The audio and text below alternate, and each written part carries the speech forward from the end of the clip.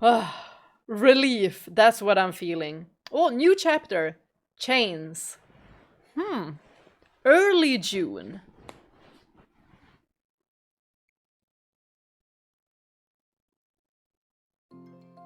はあ、ああ、いけねえ、あくびしちった。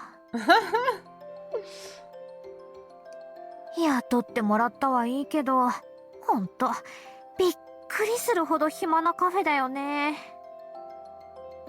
いつまで続けられるかわかんないし、他の仕事も探し始めた方がいいかもな。She had a gut feeling. お客さんかな。いらっしゃいませ。 Who is it? やっほー、遊びに来たよマ Oh, it's Pauline! リーア。あ、なんだあんたか。Well, at least I was excited to see Pauline, and everyone else is also excited to see Pauline, right? She's such a cutie, I love her. なんでそんな対応なの？せっかく親友の私が遊びに来たんだよ。もっと嬉しそうにしてくれないと。Best friends, huh? いや別にあんたは親友ってほどじゃないし。ひどい。子供の頃からの知り合いだし、一緒に海外旅行も行ったし、これ以上ない仲良しでしょ？その程度の付き合いなら他にもいるけどね。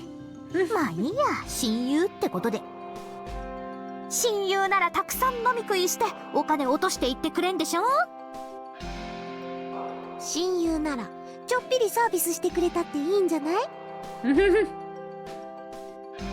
った帰った。金を払わないやつに友達を名乗る資格はない。だいたいあんた金持ちの娘じゃんか。払わないなんて言ってないじゃない。それにお父さんの仕事は私に関係ないし。 Exactly! You tell her, Pauline. Just because the parents are rich doesn't mean that you are rich. I mean, you have to make your own money as well. 関係あるね。3月の旅行だってあんたの場合は全部親に出してもらってたし、今回の留学だってそうじゃん。 Maybe they're pushing her to do it. 私は仕事をクビになってアクセク働いているっていうのに、あんたは優雅に語学留学。この格差やってらんないよ。なんかごめんね。哀れまれるとムカつく。じゃあどうしたらいいのよ。 Pauline's voice, isn't it a little bit similar to Giselle's? But Pauline has a little bit of a screechy voice. コーヒー一杯100ユーロで手を打つ。 100 euros? ねえマリーヤ、あなた私のことを世間知らずだなんていっつも言うけど。I have something to tell you, Pauline. You are, in fact, naive and innocent. コーヒー一杯なら10ユーロくらいだって知ってます？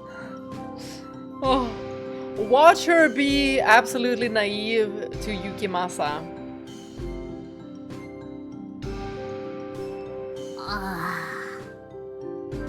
あ、高いとこでしか飲んでないんだな。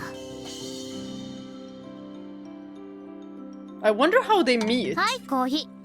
ハムサンドはテイクアウトでいいんだっけ？ Oh. Do you guys remember as well that she loved ham sandwiches in Door 2? せっかくいい天気なんだし、お昼ご飯は公園で食べようと思って。はあ、いいよな。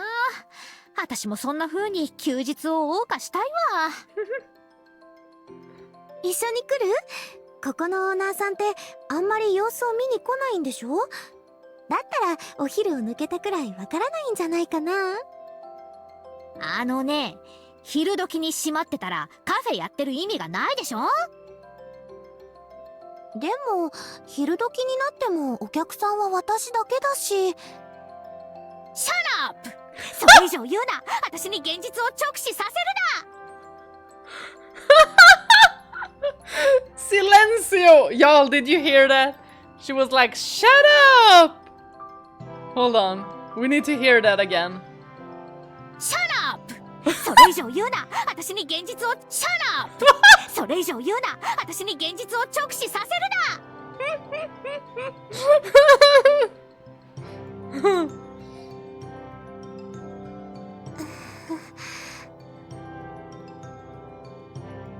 確かにカフェとしてどうかって感じの運営状況だよ。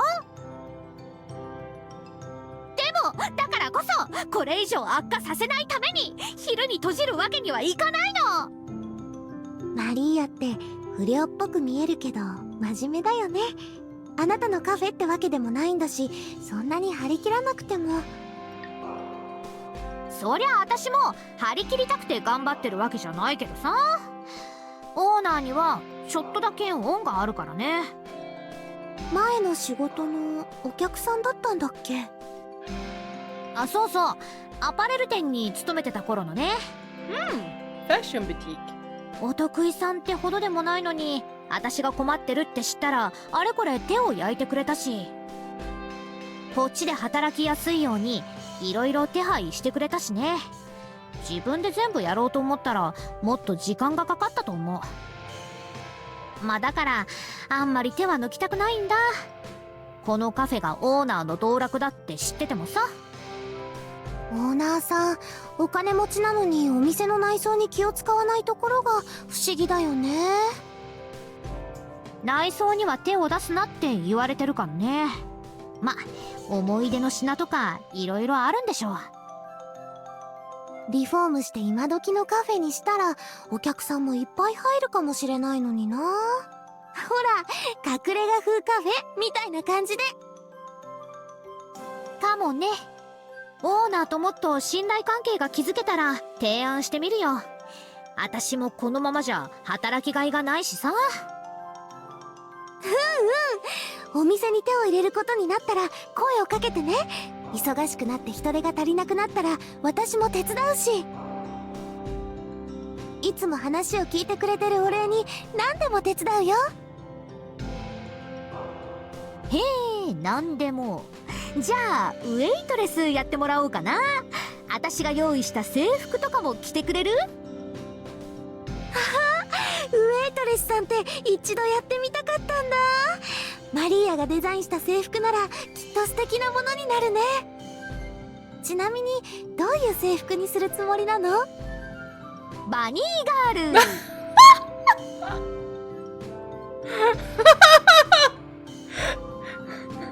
I second that. She will look so cute. え？ But are we thinking about the same bunny suit? 胸元がガバーって開いた感じのバニーガール衣装であんたには働いてもらう。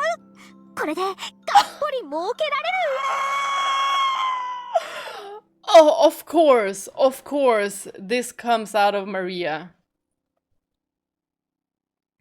なんでそういう方向性になるの？そんなのカフェじゃないよ。I thought both of their voices would be a little bit lower, and I thought that Maria's voice would be more mature. 冗談だって。1割くらいはな。もう冗談でも信じられない。そんなハレンチな格好人前でするものじゃないよ。人前じゃなきゃしてるってこと？じゃあ家ではバニーガールプレイとかやってんだ。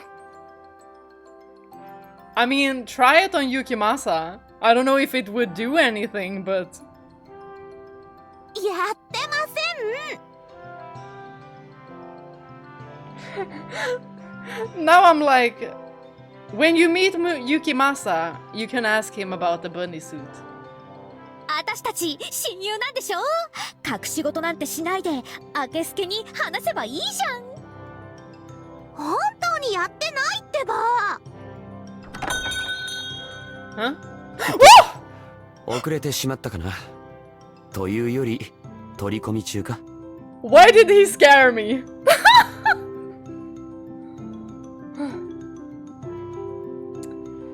Y'all, his presence, he always jump scares me. And who dressed him? I'm still like,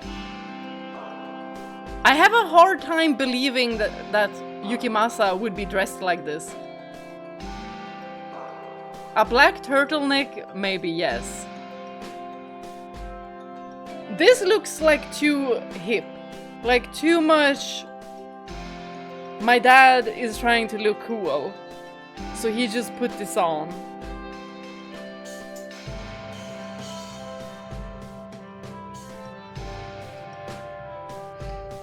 I don't know, what do you guys think? I'm gonna go get some more water.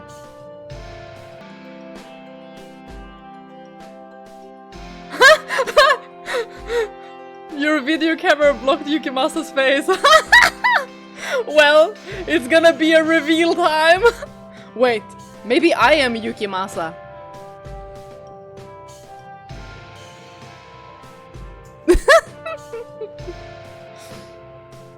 It's her head on Yukimasa's body. Exactly that. Hold on, let me see if I can do this right. Wait. There's his arms. Hold on. I need to get the right perspective. Hold on.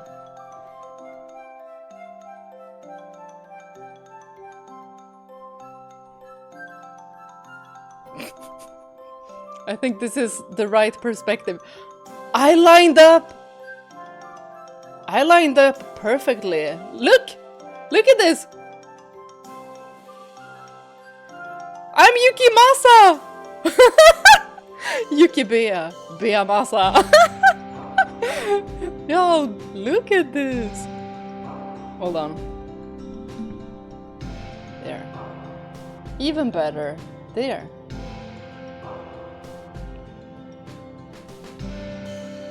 Pauline!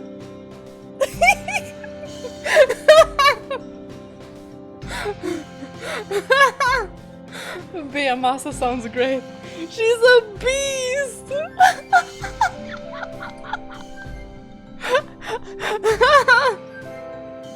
Oh, that was funny. Oh, okay, let's continue.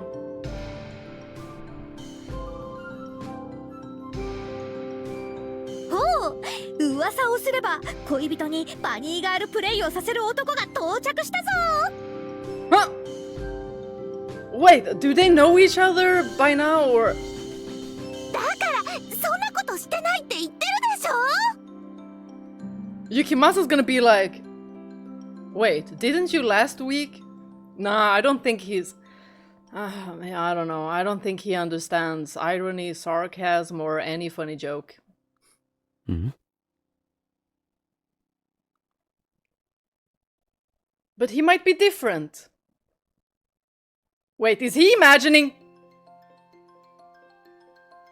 No. Thanks to Maria, I was beginning to develop a headache. But that wouldn't stop me from enjoying my date with Yukimasa. So they're already together by now. I thought that scene would have been like Yukimasa envisioning her as a bunny. I was like, hold on. But I don't think he's that creative. I don't think Yukimasa can visualize that well. Oh, hold on. I didn't even read that. We had met about a month and a half earlier, around the end of April, not long after I had moved to Paris for my immersive language study program. Maria was already living here by that point, and one evening she took me out to a bar.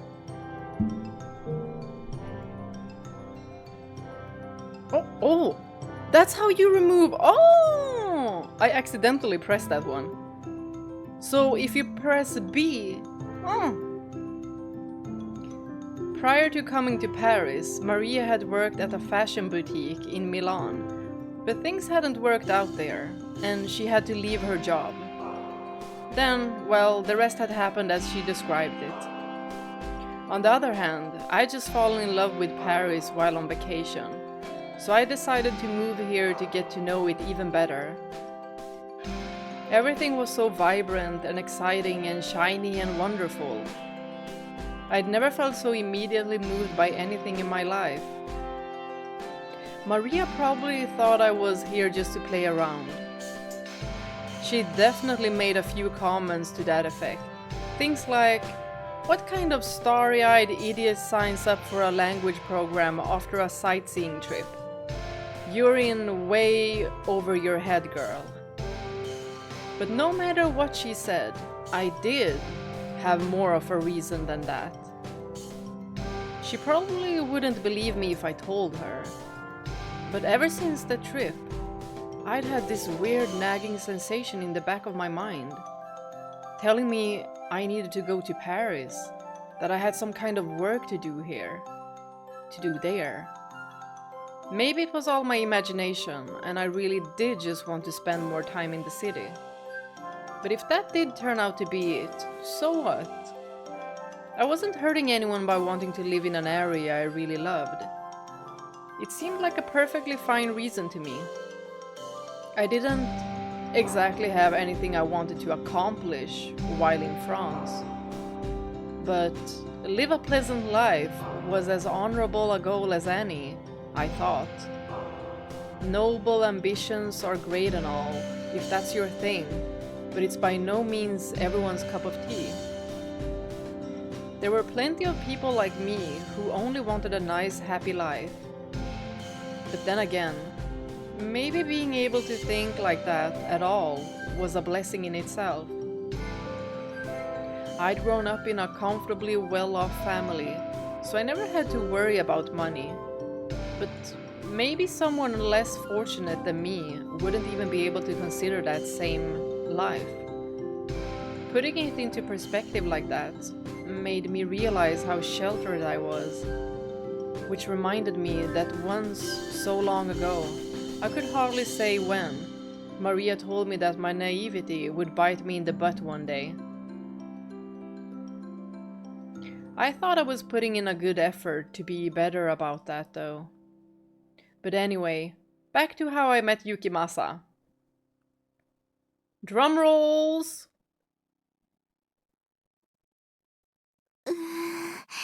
人がたくさんいるよ。フランス語がたくさん聞こえるよ。 Is she scared? 当たり前だろ、フランスにいるんだから。つうか旅行の時だってバーくらい入ったじゃんか。何を今さらビビってんだか。あの時はもっと旅行者向けのお店だったし、話すのはフランス語じゃなくて英語だったし。フランス語が必要な時はマリアが全部やってくれたから、私が話す必要なかったし。でも今日は私がフランス語でオーダーするって話でしょ。緊張もするよ。語学留学に来てんだから話していかないと上達しないだろ。語学にはアウトプットが必要不可欠。Exactly. You have to use the language. Otherwise, you won't get better at it. 本当は私の付き添いなんかなくったって、いろんなやつに話しかけていって率先的に会話していくべきなんだって。それは分かっているんだけど、はあ、マリーアは働けるくらい語学が堪能で羨ましいよ。I think people also appreciate that you're trying to speak their language as well. Like no one thinks it's embarrassing other than yourself. つうか、あんただって勉強はしてきたんだから、やろうと思えば話せるはずなんだけどね。でもなあ、入り口でうじうじしてないで。入った入った。ちょっと待って。 I have a feeling that maybe Yukimasa is either working there or he's gonna help her with her French.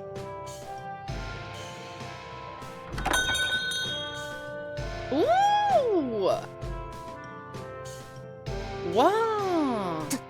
どうしよう。お手洗いから帰ってきたらマリーアの周りに人がたくさんいる。 This is a cozy looking pub. ナンパってやつかな。マリアは笑いながら適当に流してるけど、あの場に入れる自信がないよ。ちょっと様子を見た方がいいのかな。失礼、ちょっといいかな。ナンパはお断りで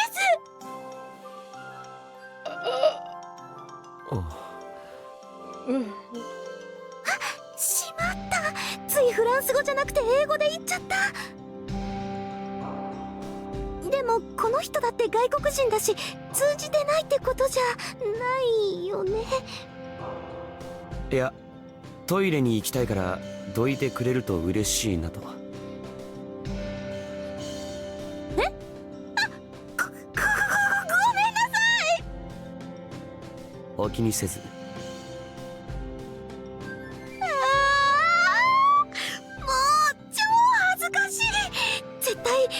過剰な女だって思われた。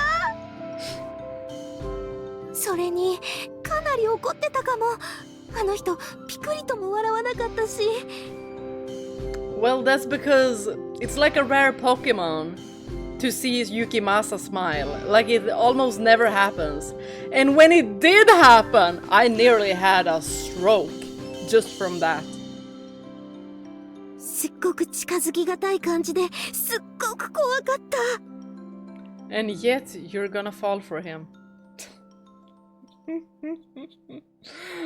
But I love that they contrast each other so much. ここのお店もう来ない方がいいんじゃないかな。はあ、マリーアはまだ知らない人と話しているし。ちょっといいかな。今度は何ですか？いや、席に戻りたいのでもう一度どいてもらえると嬉しいなと。また私当選簿してた？ごめんなさい。もう絶対にしませんから。Excuse me? Hold on. Did I just hear Yukimasa laugh? Aror.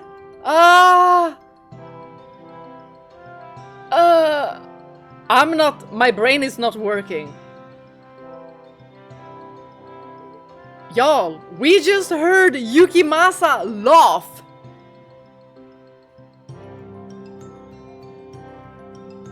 Okay, that's the rarest Pokemon card ever.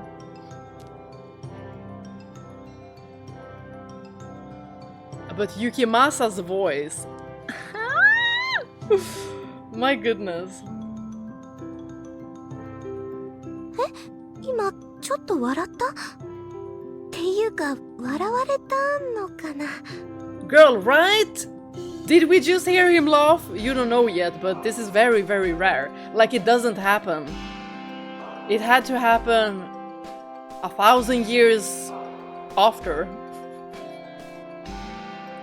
Well, I mean, when he's the beast, you know, he does laugh, but you know, for other reasons. But it doesn't count. It doesn't count. いや、すまない。笑うつもりはなかったんだが、可愛らしくてついね。What? What, Yukimasa? What? There is on Yukimasa! Y'all, what? What?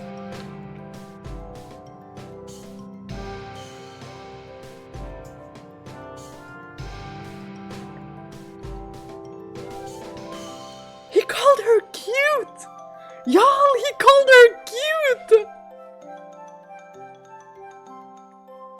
I don't know what is even more rare now.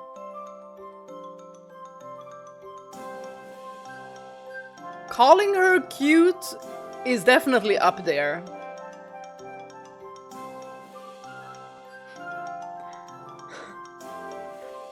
Riz of the Beast is a killer band name.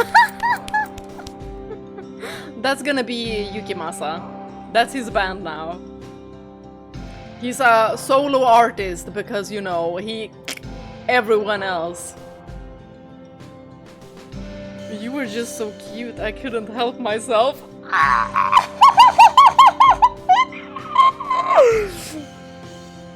Nah, say that again. Hold up.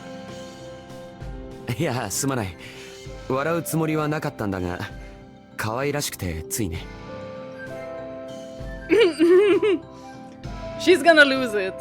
She's gonna lose it. 可愛らしくてって。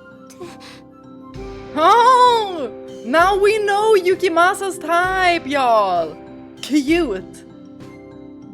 Cute, a little bit clumsy, a little bit...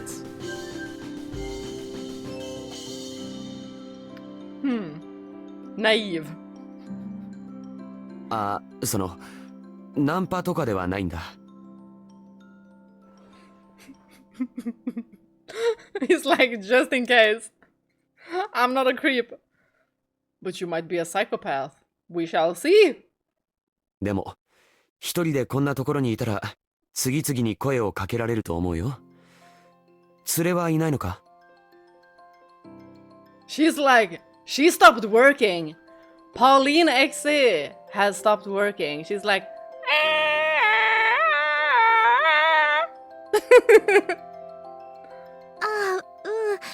一緒に来ている子がいるんだけど、ちょっと今は話しかけにくくって。そうか。それなら、少しこの辺りで話していく。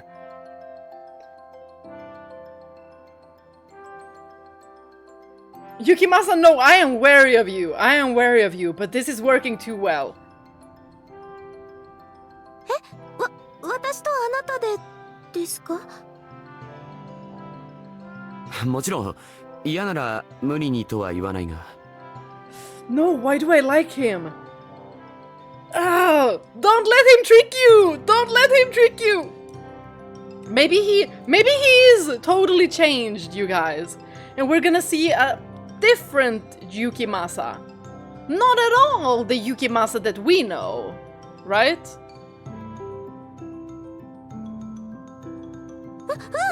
嫌ってことじゃないんだけど。よかった。向こうのカウンター席が空いているから、そっちに行こうか。何か好きなものをおごるよ。I'd be like, why does it sound like he's trying to sell me something? Or draw me into a cult? Are you? ありがとう。これ本当にナンパじゃないんだよね。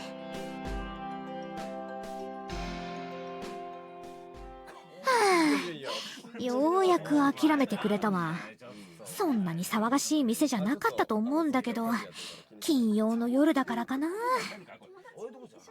一人でいるとナンパ待ちだと思われて最悪だよ。私に声をかけるならアラブの石油王くらいになってもらわないと。That's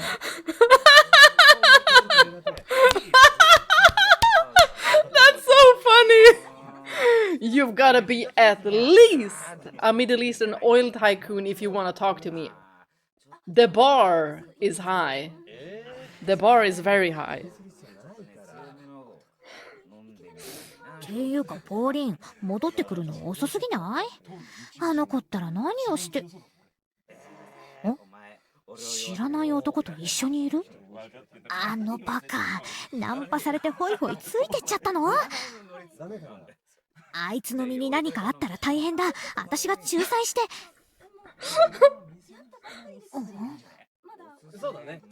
でもなんか楽しそうだな。いやいや付き合ってる感じじゃないし。ふん、そういうこと。ま、それなら放っておこうか。10代の小娘ってわけじゃないんだしね。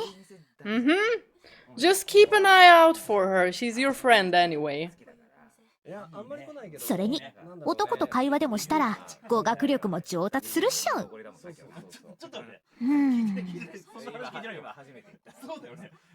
よく聞いてみたらあいつフランス語使ってないじゃん。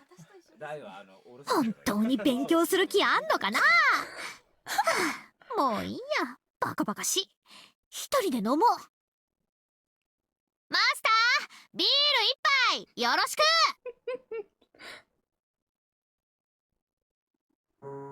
へえ、それじゃあ君もフランスに来たのはつい最近なのか。奇遇だね。俺も1ヶ月前に転勤してきたばかりなんだ。Transferred here a month ago myself? Didn't they say, or I assumed he was some kind of engineer? そうなんですか。あ、1ヶ月前といえば私もマリーアと旅行してて、それがきっかけでこっちに来てみようって。ん？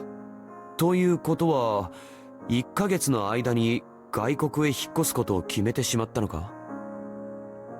そうなの。お母さんにも呆れられちゃった。私決めたら結構ちょっとつ盲信なんだよね。あ、ちょっとつ盲信なんです。そうかしこまらないでいいのに。普通に話してもらって構わないよ。Why is he so likable? I'm getting error. My brain is not braining. No. It's a facade. I can't trust him yet. He's just good with words, but he was never good with words. Well, Requiem for Innocence backstage, he was good with words. そうじゃあそうしよっかな。なんだかね、最初にあなたを見たときちょっと怖そうだなって思っちゃったんだけど。You should still be wary of him because you just met him. And he's a smooth talker too. 全然怖い人じゃなかった。むしろ優しくて誠実そうな人って感じがする。All of us who know how he's been throughout this game, we're just like,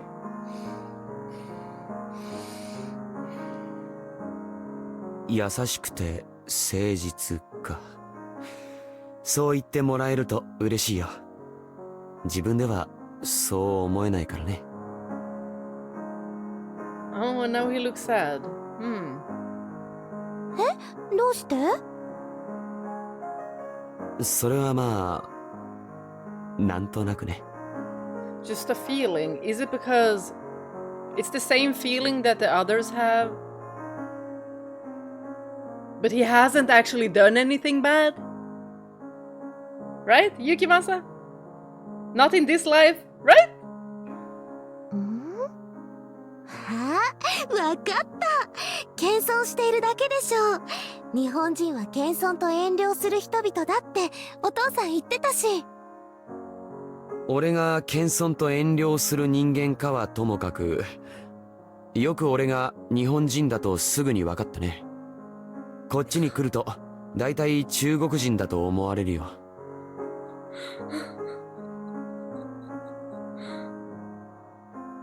Well, maybe they assume it because there are more tourists from China, or just people that assume that everyone is from one place only because a bit ignorant. 間違われても別に悪い気はしないし、彼らの方が多数派だからそう見えるのも当然だろうけどね。アジア系は見た目では判断しづらい。まあだからこそよく見抜けたなと。実は私のお父さんも日本人なの。だからすぐ分かったのかも。 Didn't she also say in the final door that she also wished to be Japanese because she really liked his features? So she was a half Japanese in door 2, and also now she's half Japanese in her reincarnation too. そうなのか。意外なところで接点ができたな。日本に行ったことは？実は一度も。いつかは絶対に行きたいって思っているんだけどね。その時は日本語を教えてくれる？ Pauline the Rizzler. She says, speaking Japanese.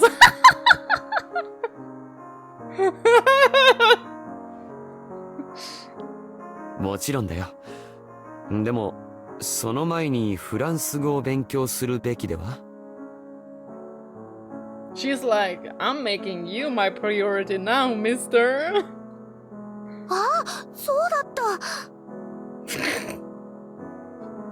本当は今日も実際に話した方が上達するってマリアに言われてバーに連れてきてもらったんだけど、結局全然話してないよ。はあ、私の周りには優秀な人ばっかりだし、自分のダメさ加減が浮き彫りになっちゃうな。そうかな。十分すぎるほど優秀だと思うよ。母国語に英語にフランス語までマスターしたらトライリンガルだ。そんなに話せたら仕事にも困らないだろう。すごいことじゃないか。正直俺はフランス語までマスターできる気がしない。え、そうなの？こっちで働いているからペラペラなんだと思ってた。まさか。社内ではみんな英語だよ。外で食事をする時も英語が通じるところにしか行かない。英語を身につけるだけでも死ぬほど大変だったのに、これ以上は考えたくもないね。そうだったんだ。仕事は何をしているの？ Oh, now we're gonna hear about his work. システムエンジニアだよ。社内向けのツールを開発している。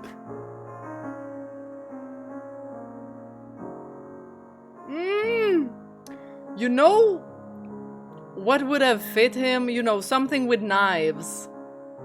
Like a chef or something.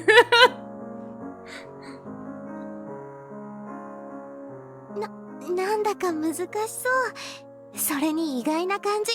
しっかりした体をしているから肉体労働系なんだと思ってたわ。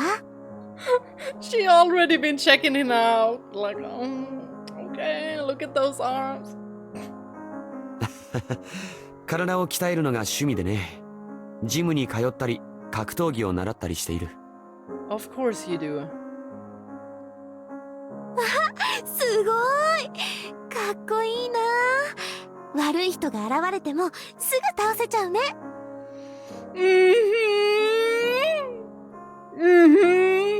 Yeah, he won't have any issues with that. そうだね。Why the long face, Yuki? あれ、私変なこと言ったかな。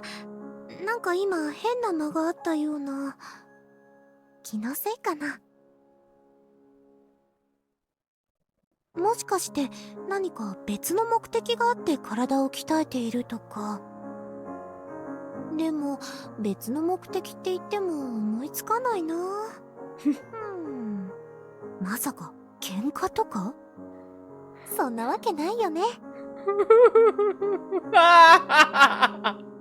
This is so funny. Ah. When you know, you know. そういうわけで力には自信があるから困ったことがあったら呼びつけてくれて構わないよ。俺くらいガタイがいいと悪いやつも寄ってこないからね。鍛えても使い道なんてないんだ。だから君のような子の役に立てたら一番だ。Dang! Yukimasa! What the? He's the Rizzler of the game. Dang! Look at him! So I'd be thrilled if I could put them to use helping a nice young woman like you.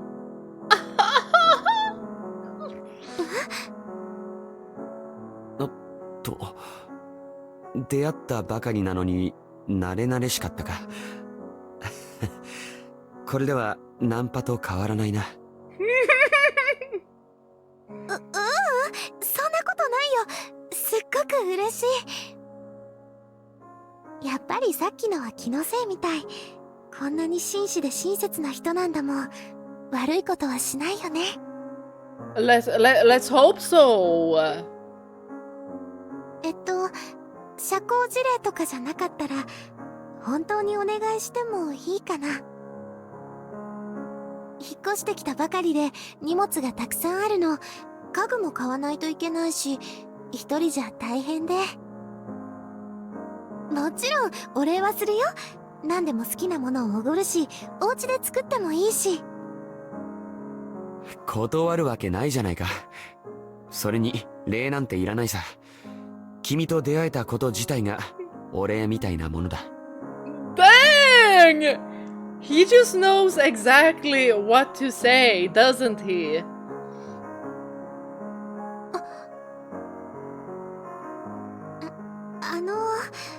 やっぱりあなたって女の子の扱い超慣れてませんか？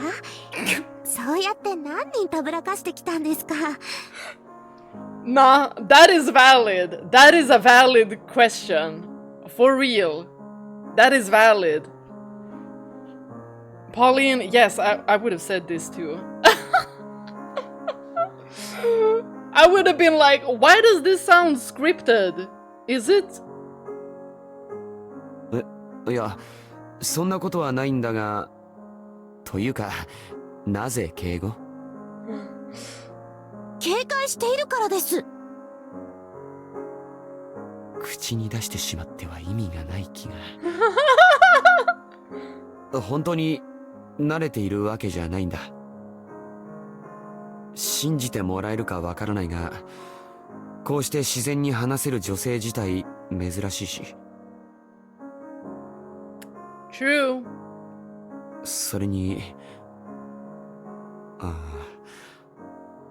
実を言うと、君のことを知っていたんだ。You mean you've seen her in this life another time as well? 私のことを？どういうこと？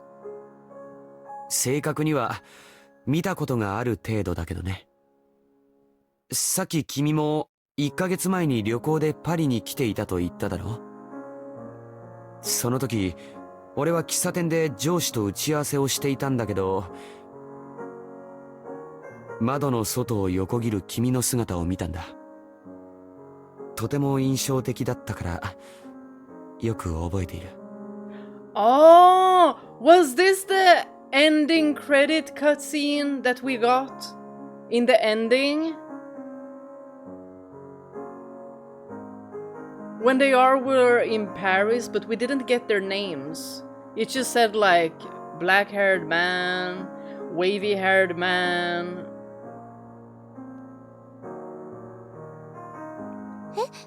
それ本当に私だったの？外を横切っただけで覚えているなんて。 No, he saw you. もしかしてその時の私が印象に残るようなおかしなことをしていたとか？いや、そんなことはないよ。普通にパンか何かを食べながら歩いていたかな。Her favorite ham sandwich. へえ、それはダメ。忘れてください。今すぐなかったことにして。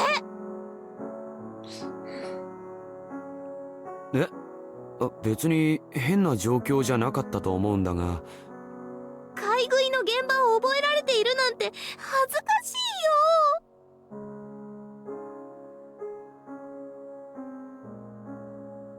Why would we be humiliated by that?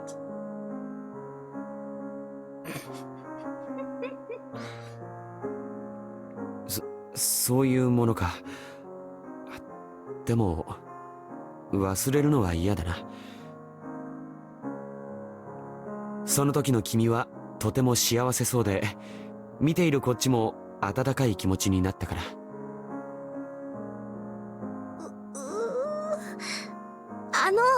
私食い意地張っているわけじゃないからね。He doesn't care. He's like, go to the cheesecake factory if you want to. そういうことにしておくよ。それであの時も感じたけど、もっと以前から君を知っていたような気がするんだ。だから今日は絶対に話しかけるべきだと思った。あの時は姿を見ただけだったが、今日は声も聞けてよかった。そうですか。やっぱり作り話みたいに聞こえるかな。客観的に考えたらナンパの常套句みたいだと自分でも思うし、怖がらせてしまったらすまない。そうじゃなくて、今のは照れただけっていうか、確かに変わった話だけど、私もそうであってほしいって思うの。だから嘘じゃないって信じたいな。だってなんだかロマンチックだもんね。私のことを前から知っていたような気がするって。もしかしたら運命の出会いなのかもなんてね。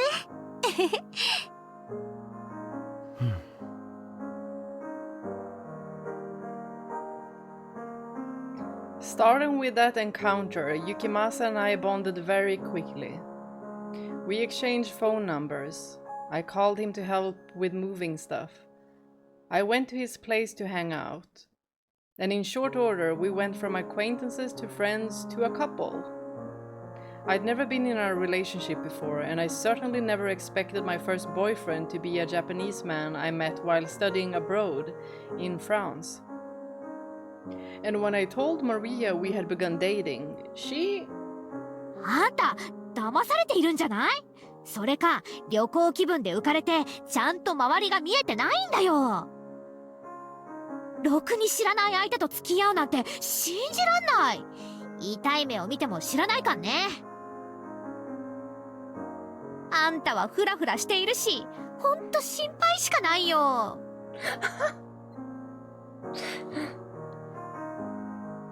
And then she gave me a big, heavy sigh, and that was that. Sometimes I felt like Maria was my mother. I could understand why she was concerned, but I was confident I could tell the difference between a good guy and a dangerous one.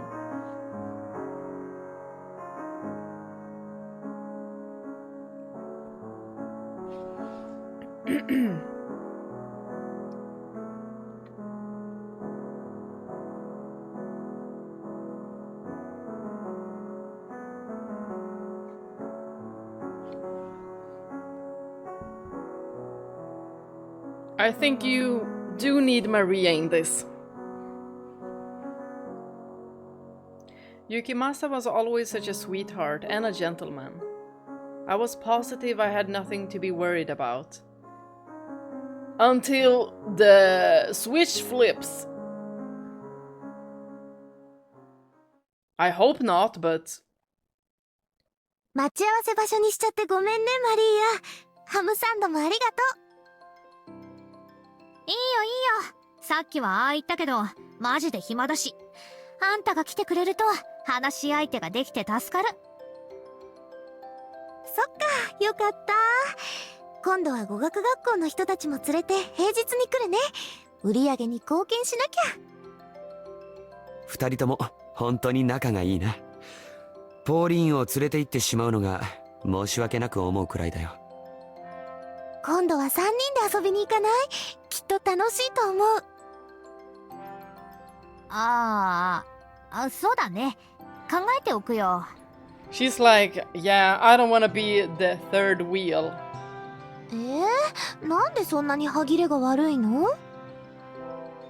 そりゃカップルの間に入るのはなかなか言いづらいものがあるだろう。俺が逆の立場でも同じ反応をすると思うよ。気にしなくていいのにな。はあ。っていうよりもこの男のそばにいるのが嫌なんだよな。But she has a bad feeling? Or... 今はポーリーンの前だし、私も愛想よくやってるけど、なんかすごくこいつのこと苦手なんだよな。Ooh, Maria is getting a bad feeling. I mean, gut instinct, you should listen to it.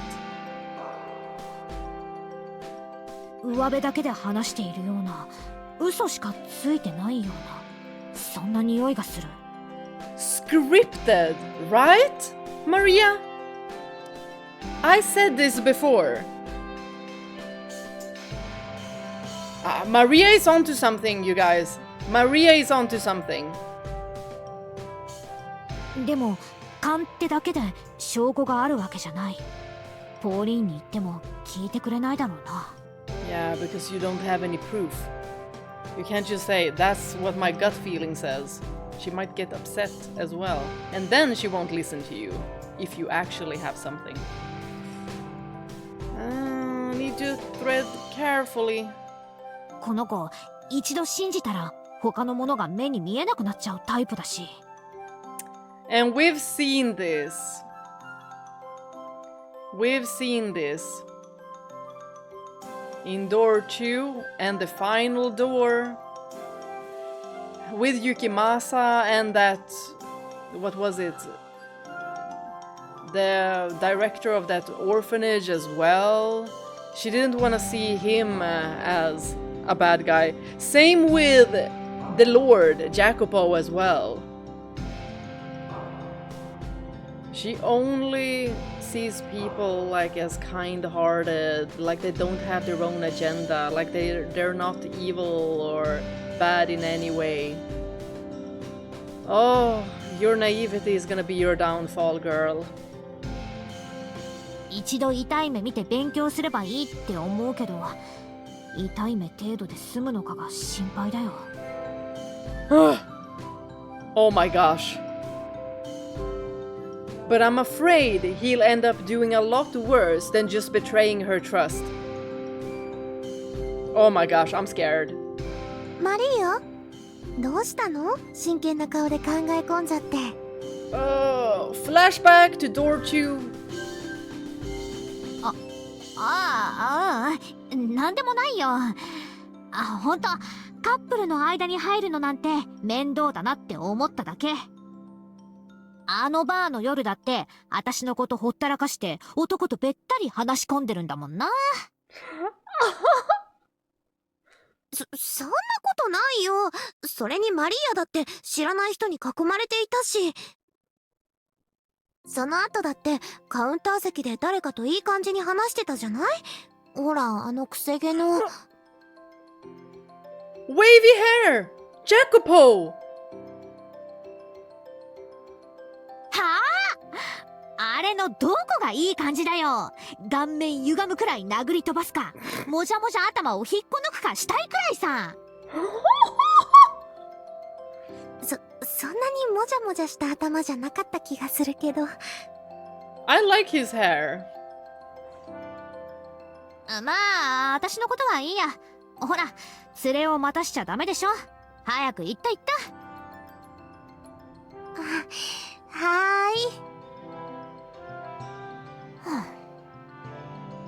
ーい。ねえ、あんた、ポーリーンじゃなくてミスターの方。ミスターなんて呼び方をしなくても、もっと気軽に呼んでくれていいのに。それで、俺に何か？ポーリーンを泣かせたらぶっ殺すかんね。Yes! Maria, tell him. 心外だな。彼女を泣かすような男に見えるかい？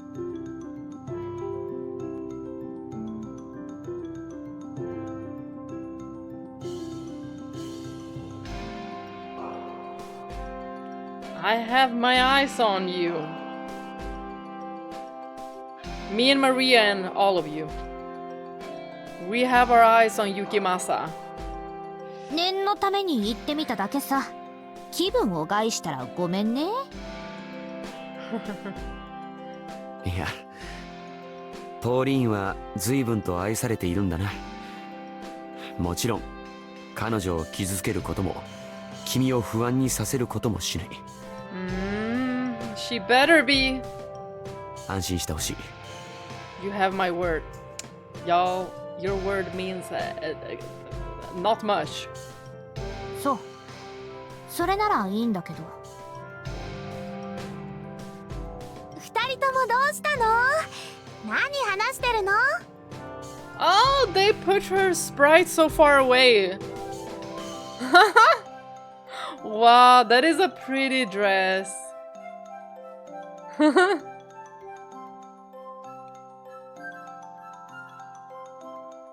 なんでもないよ、ポーリン。それじゃ、そろそろ行こうか。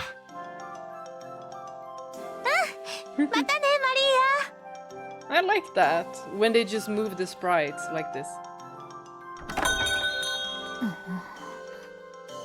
ア。安心してほしいなんて言われてもちっとも安心できないよ。この胸騒ぎは何なんだろうな。Y'all, if Maria is feeling like this, we all should be worried. 何事もないといいけど。Y'all, oh, I hope nothing bad happens to Pauline. いい天気。こんなにいい天気の下でお昼ご飯にするといつもより美味しく感じるね。そうだね、ポーリン。ねえ、この後はどうする？雪政、どこか行きたいところはある？ポーリーンが行きたいところで構わないよ。君と一緒ならどこでも楽しいからね。いつもそう言ってくれるけど、雪政がしたいことはないの？パリ以外のどこかに足を伸ばしてみてもいいよ。He always does go along with whatever she says. And that's what Jacopo in the backstage section, he was like, you know, you can say no. 近場だったら日帰りでも行けると思うし。ね、行きたいところを教えて。困ったな。パッとは思いつかないんだ。ああ、じゃあプロレスを見に行くとかどうだろう。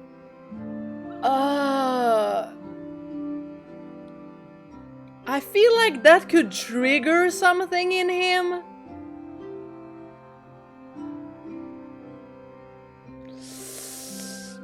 But then we'll know.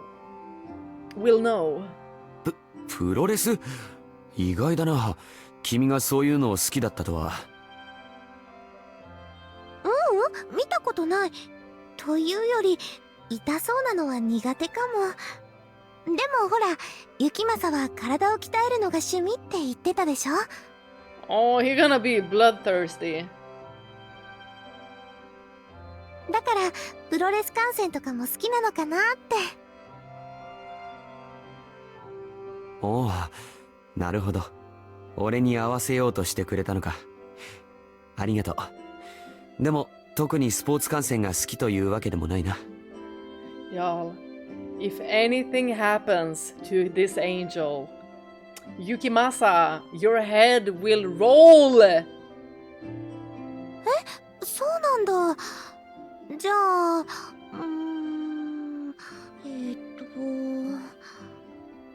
どうしよっか。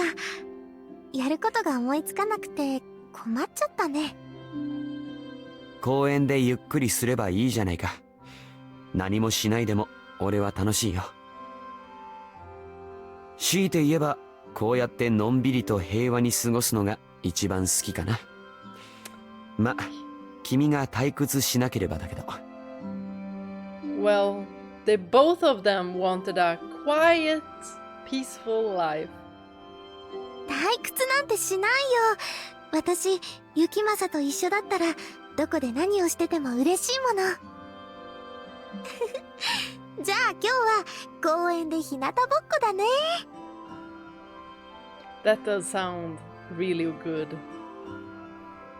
I like that.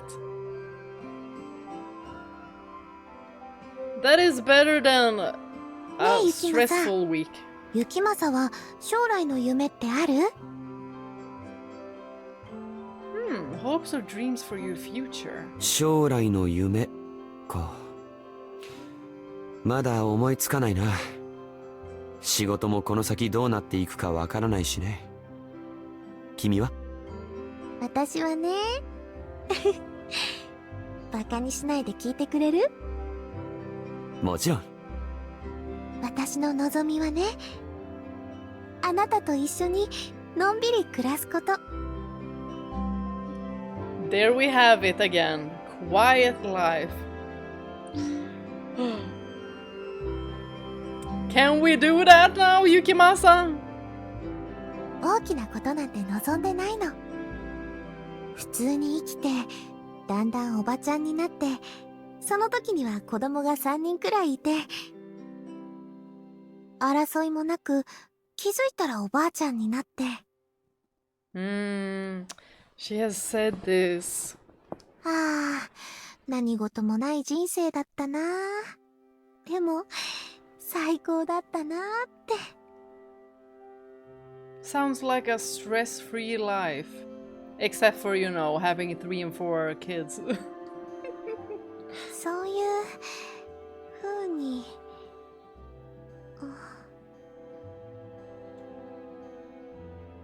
Did she have a flashback? ポーリン？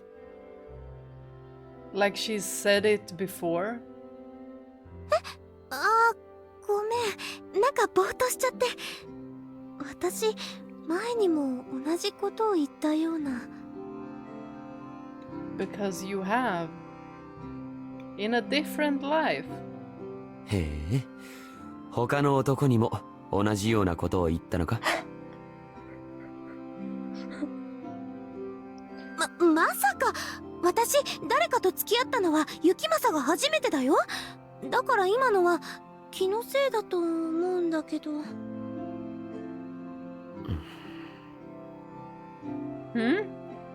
Why the sad face? Did he also get a deja vu, or is he thinking that he got competition? I mean, of course, look at her, she's super cute. もしかして疑ってる？私が今まで誰かと一緒だったことがあるって。Does that even matter? いや、君のことを疑うなんてありえないよ。ただ、不思議に感じたんだ。Because she's so wonderful, right? 俺も同じようなことを聞いた気がするから。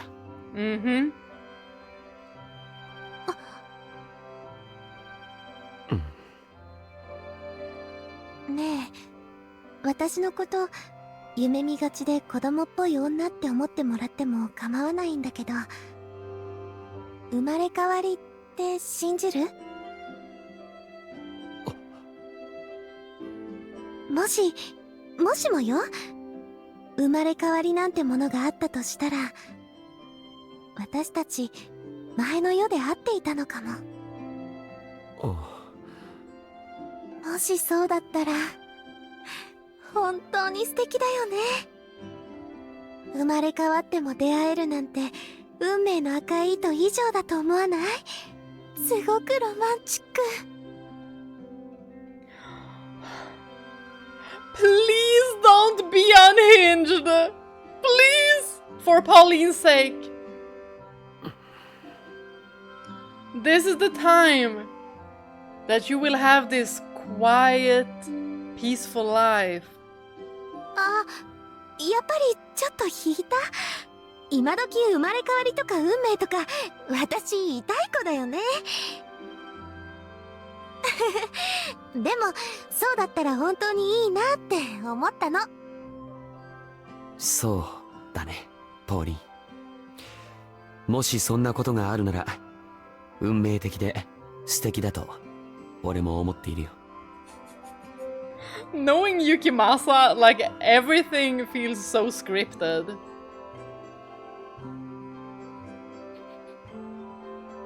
He's read one too many books.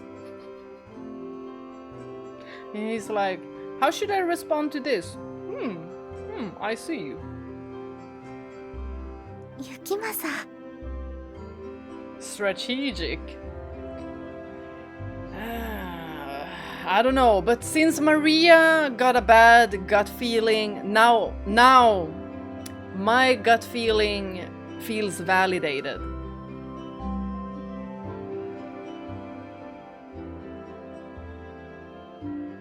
If も万が一生まれ変わりなんてものがあり、彼女と何度も出会っていたのなら、それほど皮肉な運命はないだろう。運命の赤い糸、とんでもない。そこにあるのは手錠か死刑台の縄だ。So wait, he is fighting himself?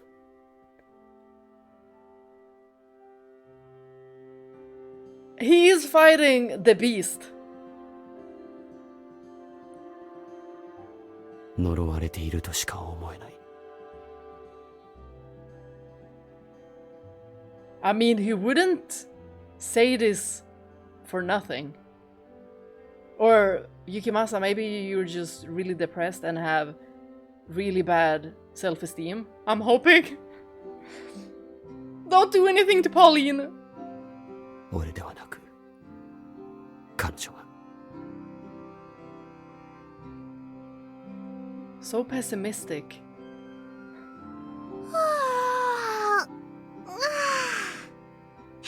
のんびりしすぎちゃった。途中でお昼寝までしちゃうし、今日は怠け者の一日って感じ。そろそろ日も暮れそうだ。どこかで夕食をとってから帰ろうか。あ、提案。今日は私が夕飯を作りたいな。一緒にスーパーに寄っていかない？ポーリーンの手料理か。それは楽しみだね。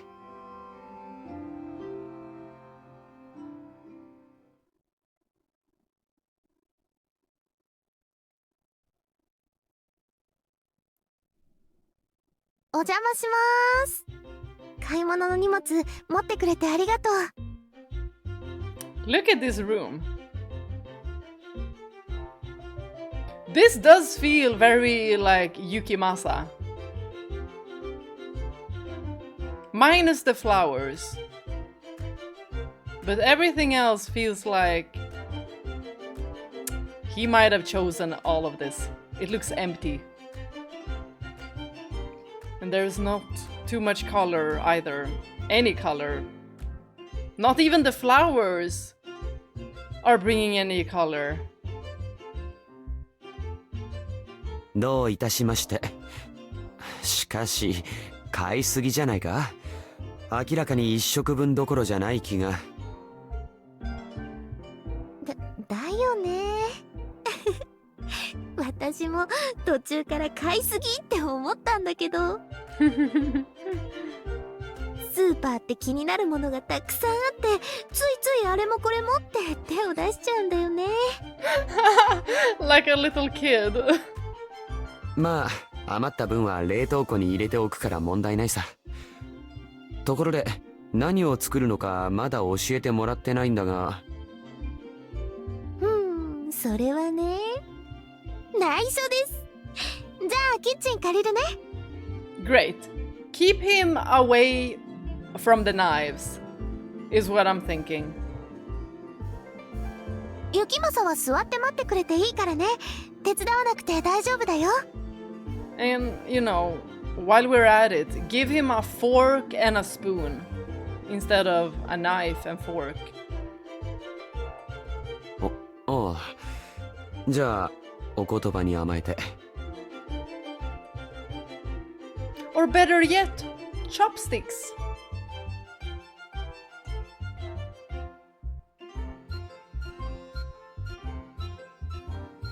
Why is he making me nervous? What do you mean dot dot dot dot dot dot dot dot?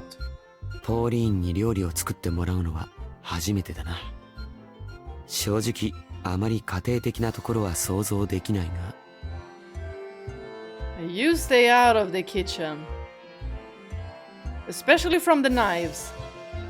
まあ、よほどのことがなければ失敗はしないだろう。Y'all, why does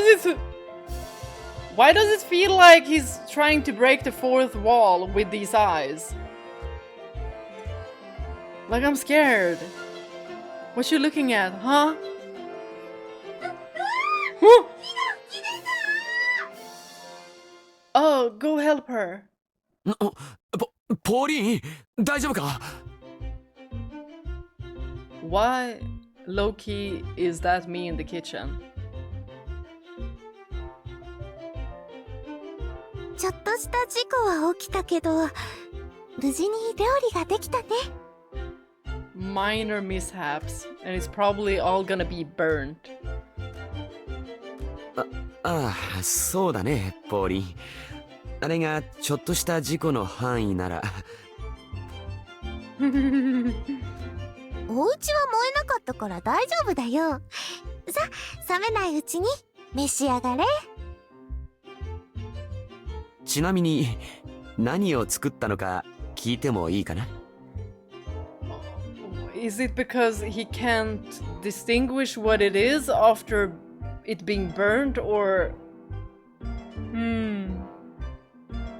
Yukimasa is gonna end up in a Rotten Tomato video. 100%. 見てもわからない？ゆきまさんに日本の味を楽しんでもらおうと思って肉じゃがとお味噌汁と白いご飯を炊いたの。Have you done this before, Pauline? なるほど。おかゆとビーフシチューと茶色い液体の何かではなかったんだね。Oh my gosh! I thought it was porridge. Did she? Oh no.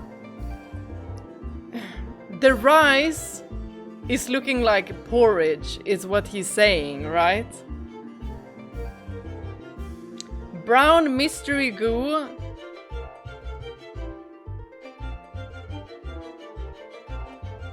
What did you do, Pauline?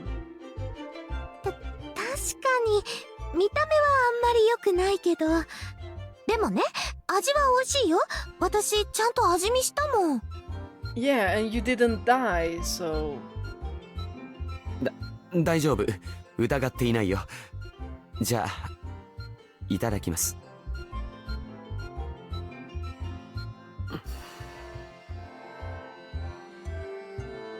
どうかな？美味しい？ああ、結構いけるよ。ありがとう、ポーリン。Yeah, I don't think. I think he's lying. 死ぬほどのまずさではなくてよかった。味が濃くて高血圧にはなりそうだが。What doesn't raise your blood pressure? ところで、この肉じゃがには何のソースを使ったんだ？ She's gonna be like, well, I found this sauce. It hasn't been used, and it's been opened, and it's, you know, it was just here. And he's gonna be like, it has expired 3 years ago. ソースはソースだよ。ウスターソース。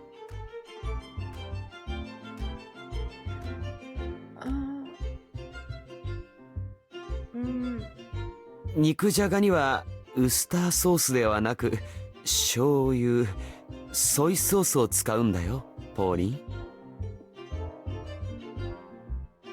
Even I was a little bit like, And I'm not good in the kitchen. そうなの？ソースって言ったらそれしか思いつかなかった。でもこれはこれで美味しいよ。和風じゃなくて洋風だけど。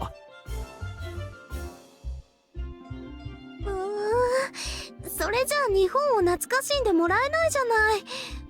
次はもっと頑張るからまた料理させてね。楽しみにしているよ。私ね、雪政にたくさん喜んでほしいの。だから好きなものとか欲しいものがあったらいつでも言っていいんだからね。How about stay the fuck away from you? Because I know he's up to no good. なあ、ポーリン。君はどうして？何？ He's probably like, how are you so trusting and naive? いや、なんでもないんだ。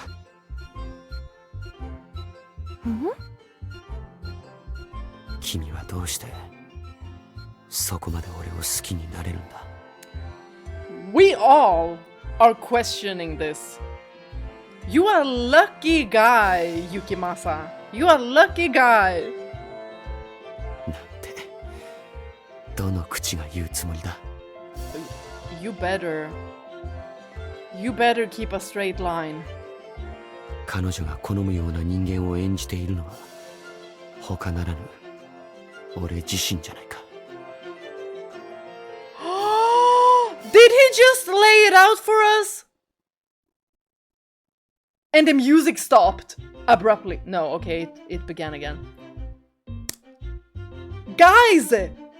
She's so taken with me because I'm pretending to be exactly the kind of man she wants to be with most.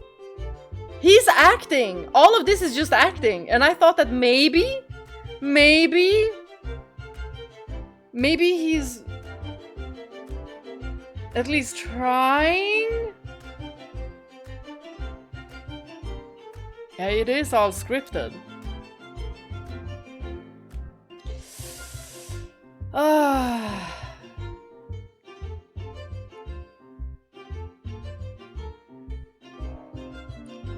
This is worrisome. すっかり夜になっちゃったね。今夜は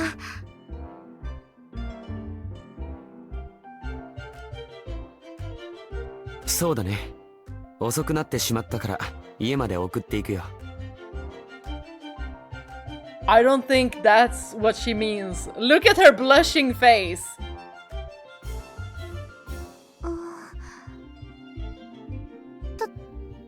泊まっていっちゃダメなのかな。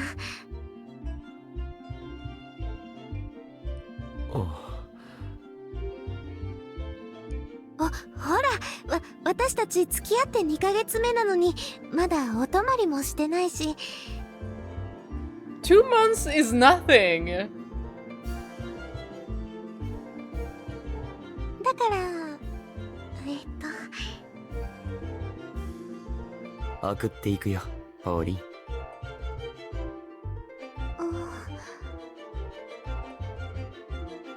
雪政、私と一緒にいるの嫌？ Maybe he turns into a werewolf. いや違う、そんなことはない。君を止めたくないわけじゃないんだ。ただ今夜は少し用事もあってね。だからまた別の機会にしよう。すまない。What business do you have at night? Hmm?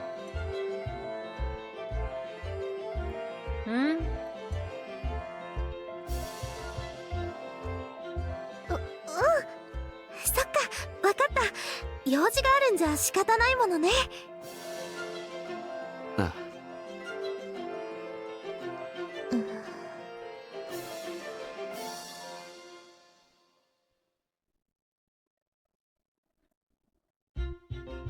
この辺りで大丈夫だよ、ユキマさ。送ってくれてありがとう。家の前まで行くよ。もう夜だし、何かあったら危ない。That is exactly what you should do. I'll walk you all the way. I know this is scripted for him, but that is exactly what you should do. If I would have been just dropped off, I'd be like, see you never. I have very high standard. That's why I only have my cat. And my fictional husbands. But I'm fine. 心配性だな。夜って言ったってまだ9時くらいだよ。都会なんだし危ないことなんてないわ。都会だからこそというのもあるけどね。分かったよ。それならなるべく大通りを歩いて帰るんだ。And he's right about that. More people doesn't always mean that it is safer. And at times, if something... It's also psychologically, I don't remember exactly. I think it was the bywatcher effect. Where if there are too many people around and something happens, people will assume that someone will intervene. Or someone has already called the cops or whatever. 薄暗い裏通りには行かないように。最近不良がたむろしているって噂だから。Why am I imagining him as a gang leader now? 大丈夫だよ。じゃあまた次のお休みにね。電話もするし、メッセージも送るね。I wanna know what business he has. あ、おやすみ、ポーリン。おやすみなさい。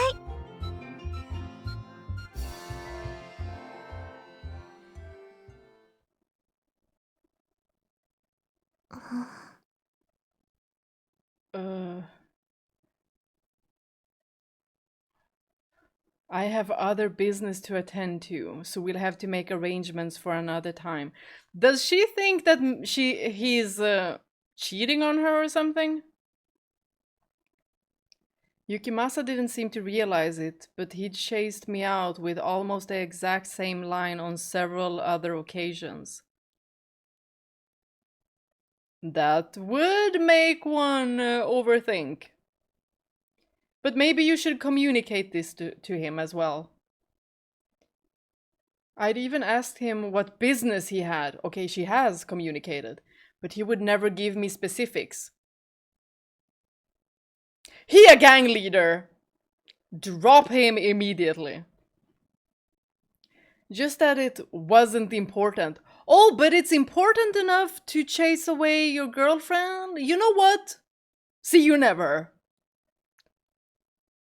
At first, I assumed he was being a gentleman and trying not to rush into things. Or that he genuinely did have something else to take care of. And it wasn't like I thought he was lying now, but there was only so many times I could take being turned down the same way. She's naive, but not that naive. Before I started thinking maybe he didn't like me at all. Or maybe he had something to hide.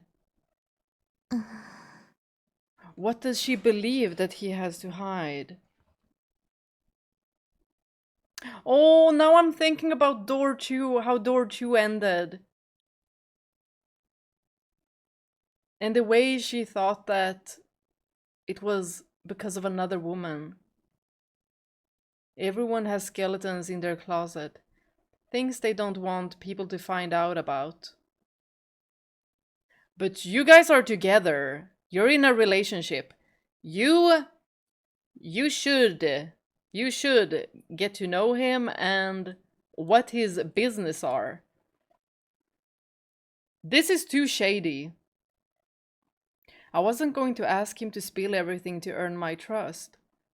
I want to be reasonable as much as I could. I didn't want to do anything to make him uncomfortable, and she doesn't want any conflict. But this also makes her uncomfortable. She needs to bring it up with him.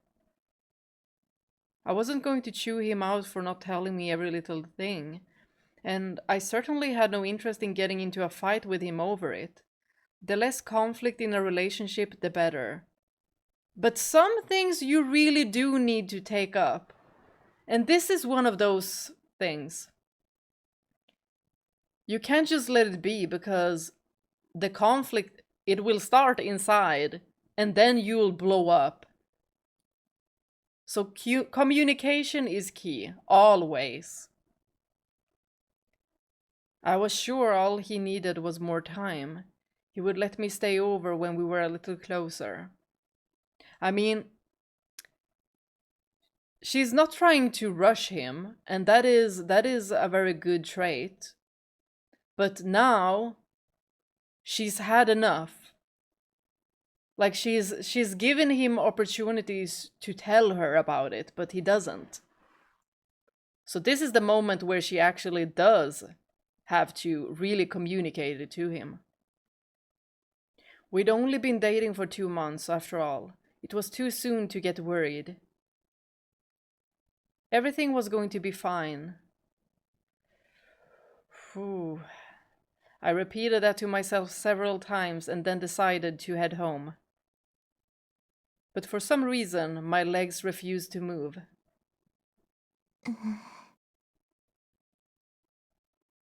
Maybe she's gonna stalk him and be like, what is he up to?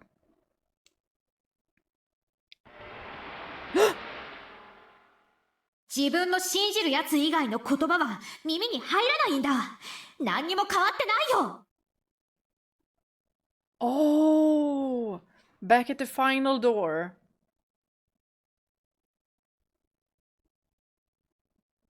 Something Maria had said to me a long time ago floated up into my mind. Maria always did have trust issues, but she had gone too far that time, accusing him of doing something terrible, so I'd snap back at her, something I rarely did. Why had that, of all memories, come back to me now, though? I had to trust him, or what was the point? Sure, he could be eerily kind, and he was hard to read from time to time. But if I didn't believe in him, who would? あれさっきの変じゃない？私マリアにそんなこと言われた？確かに忠告は受けたことがあるけど、でも何にも変わってないなんていつそんなことを言われたんだっけ？なんだか頭がクラクラする。The image in my mind of that moment wasn't of the cafe where Maria worked, but a small room in a cottage I had no memory of. It was so vague, I couldn't make out much more than that, though. Yet, despite not being able to place the memory, I had a distinct feeling it was something very dear to me. But it didn't end there.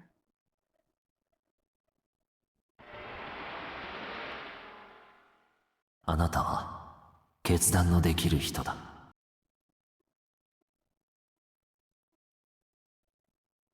だってそうじゃないか。確かにあなたはずっと一人の男を信じ続けていたが、自分の人生をどうするべきなのかも考えていたはずだ。その視野は決して狭いわけではない。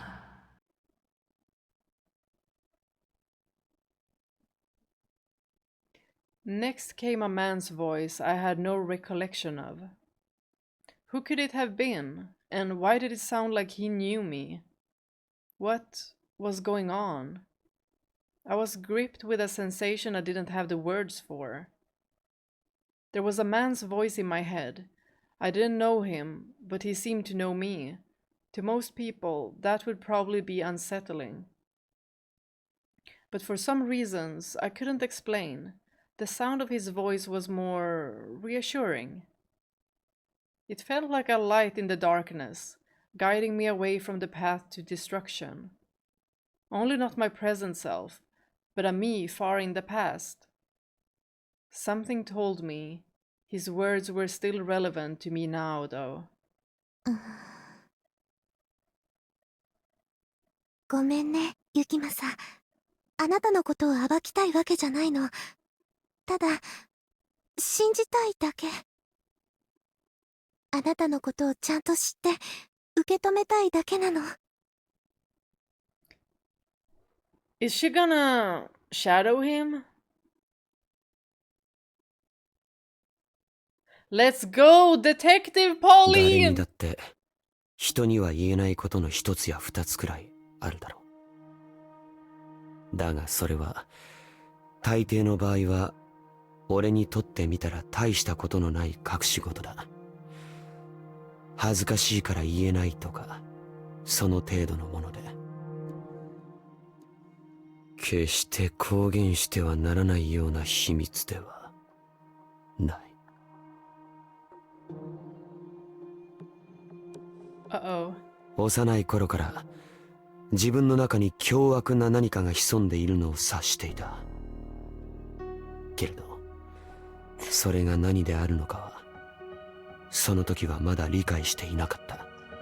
It's the beast! はっきりと自覚したのは小学校に上がってすぐの時だった。 In elementary school, too. 生放送のニュース番組で事故が起きた。リポーターや番組のスタッフが放送中に殺されたのだ。自分の犯行を見せつけるのが目的だったようで、犯人はわざわざカメラに映るようなアングルでリポーターを指し続けた。悲鳴と怒号が飛び交い、カメラを止めろという叫びとともに映像は途絶えた。数秒、長くても十数秒の出来事だったと思う。それでもその時の映像は俺の脳裏に鮮明に残り続けた。周囲はその映像を恐ろしいものとして扱った。口にするのもおぞましいというように。当時の俺にとっては意外でしかなかった。その日初めて俺は自分の抱いた感情が他人と大きく異なるのだと知った。俺にとってあの映像は魅力的だった。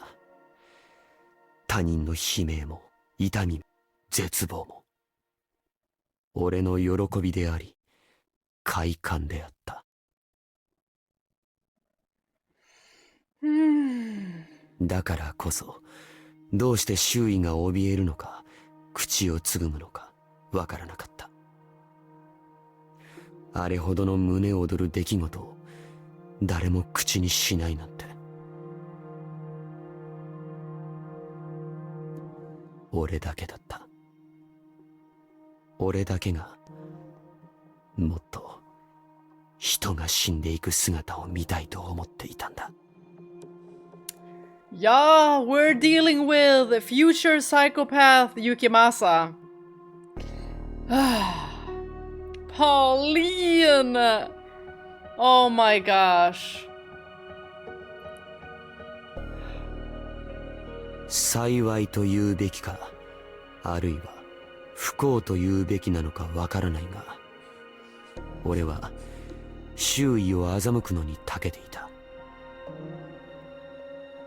And on top of being a psychopath, he's been gifted with a talent for deception.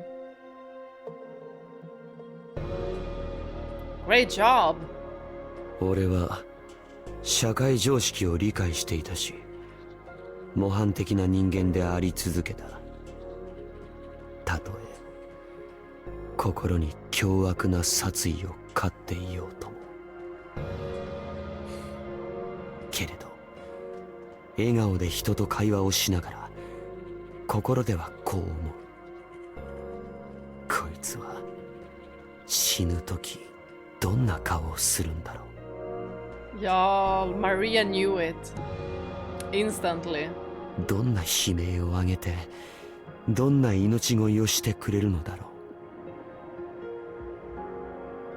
電車のホームに立てば隣の人間を突き飛ばしたくなる。道路脇で信号待ちをしていると事故が起きる妄想をする。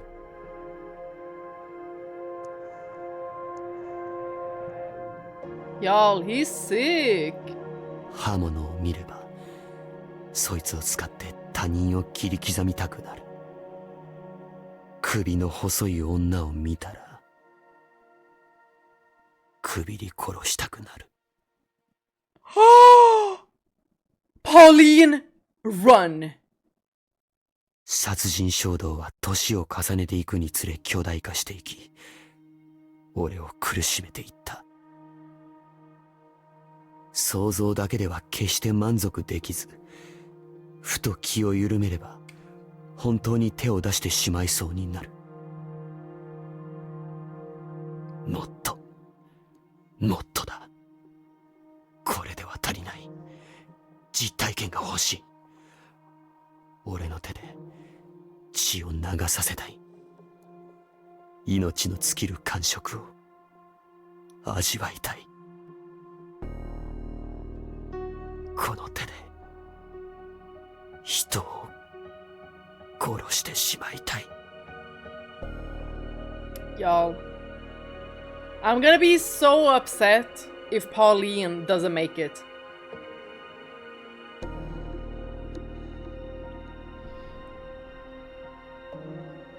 欲望が極限まで高まると、そもそもなぜ自制する必要があるのか自問するようになった。捕まるのを恐れているから、社会的な制裁を恐れているから、家族に迷惑をかけたくないから。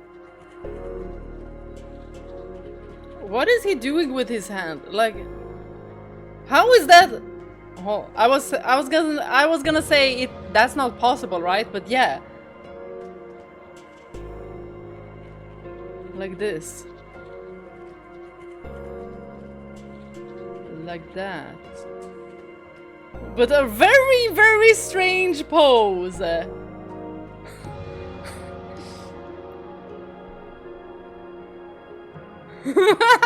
911, yes, this guy. どの理由も俺を止めるには弱いものだった。いっそのこと捕まった方が楽になるのではと思ったし、思いのまま人を殺して死刑になれるなら、それが一番幸福な結末であるように感じた。ならば実行に移してしまった方がいいのではないか。一体今まで何をためらっていたのだろ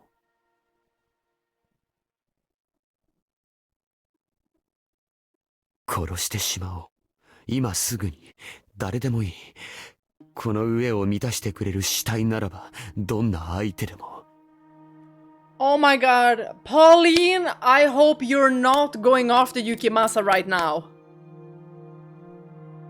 そう思って、殺意を抱いて人の輪の中に立った時、誰かの声が俺の耳元で囁いたように感じた。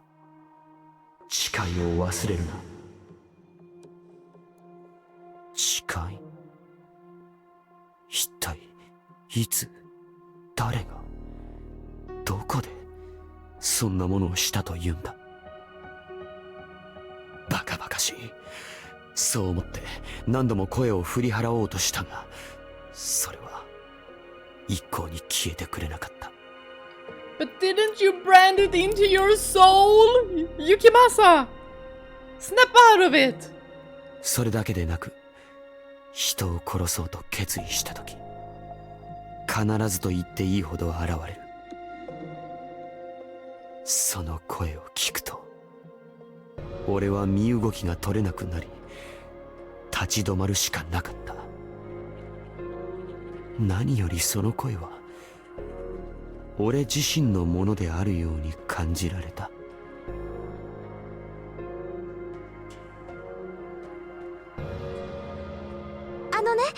確かに変わった話だけど、私もそうであってほしいって思うの。だから嘘じゃないって信じたいな。だってなんだかロマンチックだもんね。私のことを前から知っていたような気がするって。もしかしたら運命の出会いなのかも。なんてね。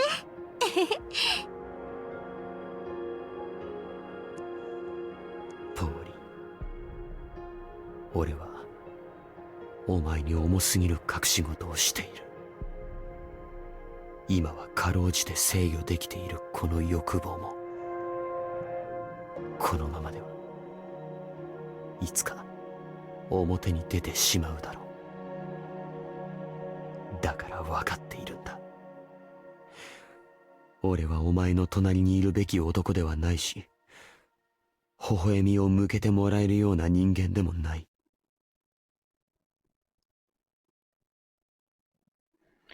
Oh, it's 私 right. の望みはね、あなたと一緒にのんびり暮らすこと。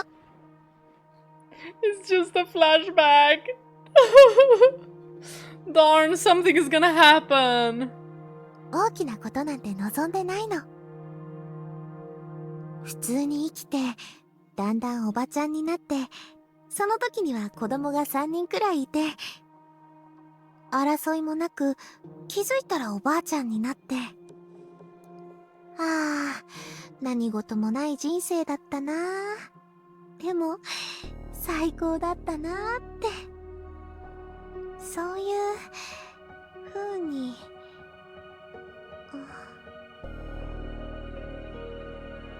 どうするのがお前にとって一番いいのか分かっているくせに、俺の行動は矛盾ばかりだ。ポーリーンが俺の隣で笑ってくれると心が落ち着いていく。I mean, maybe you should keep her smiling face in your wallet. Or, you know, have it as your cell phone lock screen, wallpaper, case. If it calms you. 彼女がいると人殺しの自分が鳴りを潜め、普通の男になれる気がした。彼女は俺の鎖だ。俺をまともな人間の世界につなぎ止める唯一の存在。けれど俺の歪んだ欲望は彼女の存在があっても完全に消えたわけではなかった。俺の心には二つの願望が存在し続けていた。一つは欲望の赴くままに他人を傷つけ残酷なやり方で殺してしまいたいという人殺しの願い。そしてもう一つは彼女の夢見るような平和な世界で共に穏やかに暮らしたいという願い。それらの願望はあまりにも違いすぎていた。互いに背を向け別々の方向に向かっている。二つの望みが共存することなど。ほら、私たち付き合って2ヶ月目なのにまだお泊まりもしてないし、だから雪政、私と一緒にいるの嫌？ Girl, you do not want to stay there. He said something about slender necks and strangling, and yours is slender. Run! 彼女を得たことで安らぎを知ったはずだったのに、最近はその彼女を殺める夢ばかり見る。 Oh no! Oh no! Pauline! No! No! No, no, no, no, no. I need a bathroom break. 誰でもいいから殺したいだった願望が、彼女こそ殺めたいに変化していく。 That's really horrible. Like he even has a connection to this person, to Pauline. And he specifically wants to kill her.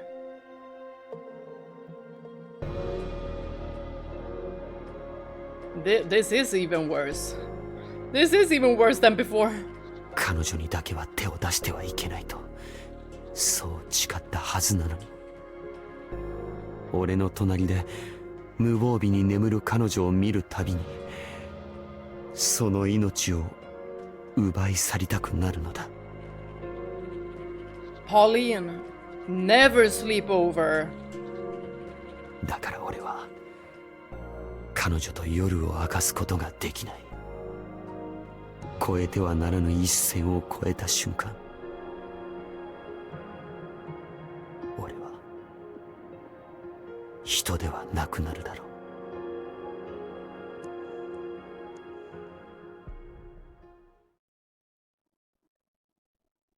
Hey, he has a different outfit.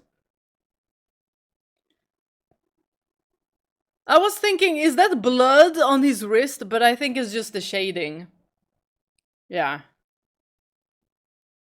I just see Yukimasa and blood. I mean, this looks more like his style. He looks like he's about to sell sugar. 行くか。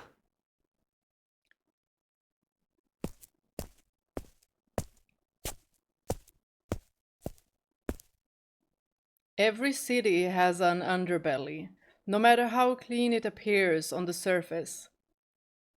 You can try to put up appearances until the end of time, but hiding your seedy population doesn't get rid of them. And that was the very first thing I looked into when I moved here. Not because I wanted to feel safe in my new home, but the exact opposite. Being the capital of France and large, populous city, the streets of Paris were naturally kept impeccably clean.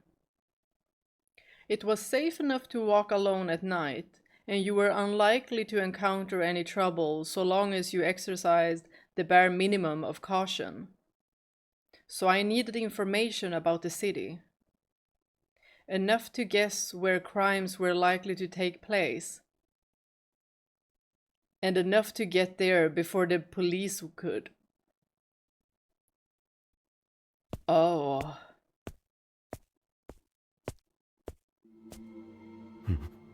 Oh, he's here to fight. He's here to murder. 後ろからつけてきているやつがいるな。 Oh, they're gonna 足 die. 音は二人分か。 They're gonna die. Grab your popcorn, everyone. この辺りまで来れば大丈夫か。 I came to a stop a comfortable distance down a poorly lit alley. Turning back, the two young men stood blocking my path. They seemed to be in their late teens. Still children as far as I was concerned, but hardened in a way boys their age shouldn't be. They were both fairly tall, around my height, and kept their hands hidden in their jackets. Presumably, they were hiding weapons of some sort. And their mouths were contorted unnaturally into half-slack smiles. Are they druggies? Even in the poor light, I could make out numerous teeth that were cracked or black with rot. おい、よくもまあそんなにわかりやすい中毒者の面を晒して今までパクられてこなかったな。ああ、アジア人が何か言っているぜ、おい。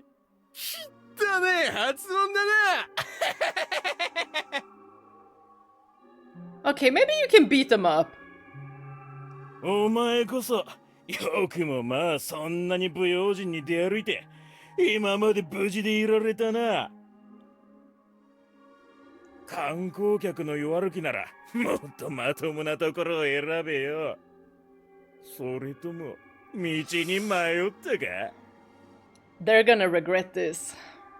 道案内してやってもいいぜ。1時間1000ユーロでな。そいつはご親切にどうも。言いたいことはそれだけか？ああ？バカにはもっとわかりやすく言ってやらねえとダメか？金を出せっつってんだよ。今なら穏便に済ませてやるよ。俺たちも鬼じゃねえからな。The boys, guffawing like buffoons, pulled their hands from their jacket pockets. As I had suspected, they were armed. The blades had visible bulk to them, double-edged knives.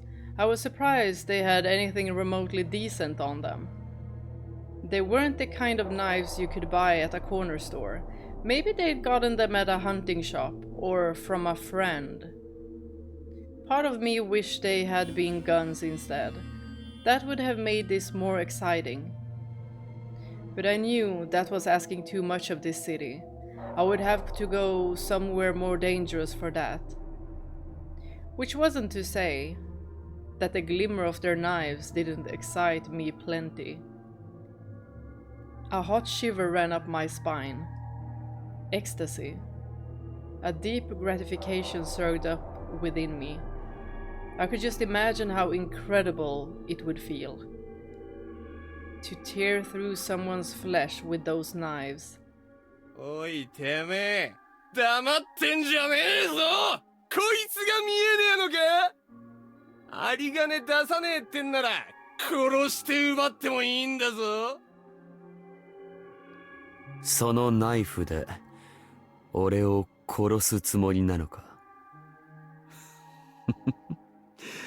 やってみればいいじゃないか。Oh. Y'all see this face? We've seen this face before he goes on a killing spree. ああ？何笑ってんだてめえ。おい、こいつなんかやべえんじゃねえのか？やめといた方が。今さら何言ってんだ。あんな舐めた態度取られて引き下がれって？ふざけんじゃねえよ。どうした？早くやれよ。さあ、かかってこい。俺を殺しに来い。それともナイフを見せびらかしたら簡単に金が取れると思っていたのか？とんだお遊びだな。Y'all, the voice acting is too good! 人を殺す覚悟がないのならナイフはキッチンに戻すといい。刃渡りがしっかりしすぎているが、ま、果物の皮むきもできるだろう。どうだ、妙案だと思わないか？なめんじゃねえぞこのクソ野郎。ぶっ殺してやる。Oh, we know who's gonna be dead. The hoodlum made a dash for me, and a beat later his companion followed suit.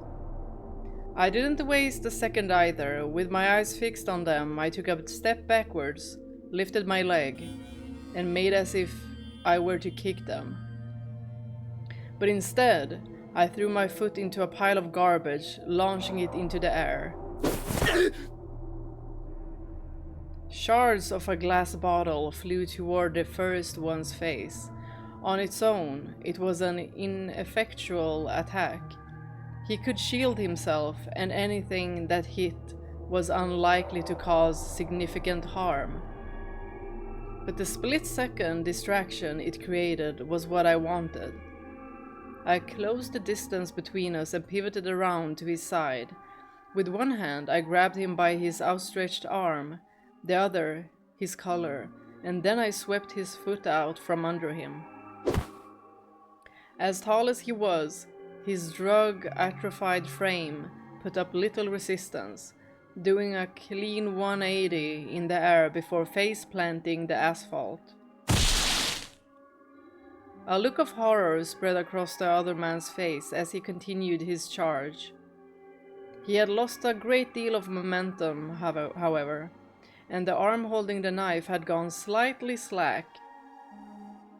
So rather than retreat, I stepped toward him, and then I bent myself backwards to avoid the blade at the last second. He screeched to a halt, then made as if he was going to turn around, but before he could, I planted my elbow in the nape of his neck. The man let out a pathetic yelp, like a frog being run over by a car, then crumbled to the ground. As soon as he hit the ground, I slammed my foot into his wrist, sending the knife spinning off into the darkness. And then I did the same to his partner.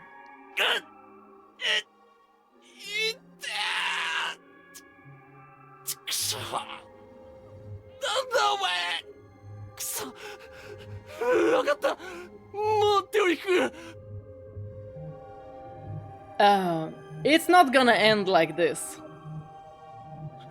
だから見逃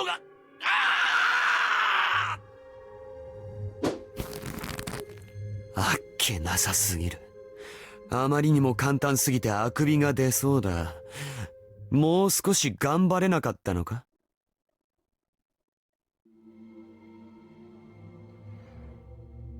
The man tried to get up, so I stomped on his back. Apparently, he was more than just physically slow.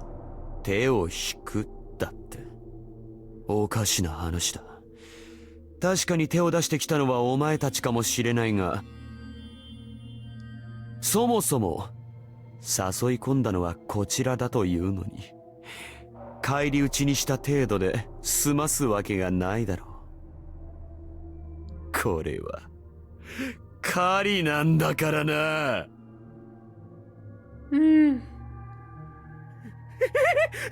なんだこいつ、やっぱりどこかおかしい。 The other man made an attempt to escape, so I planted my foot in his face. But it seemed I put too much force into it. He crashed into the wall and then slid limply to the ground. おいおい、急に動き出すから反射的に足が出てしまったじゃないか。ああ、もったいない。気絶させてしまった。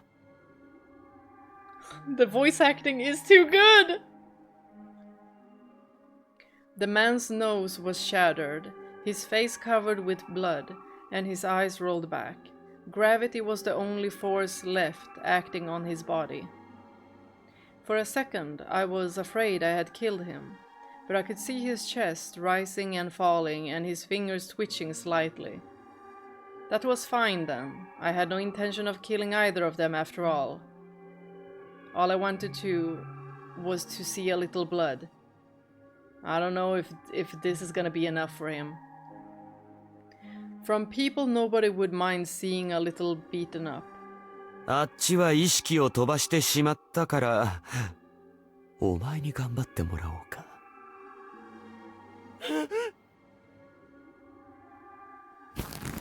I grabbed the man by the back of the head, paying no heed to his squirming.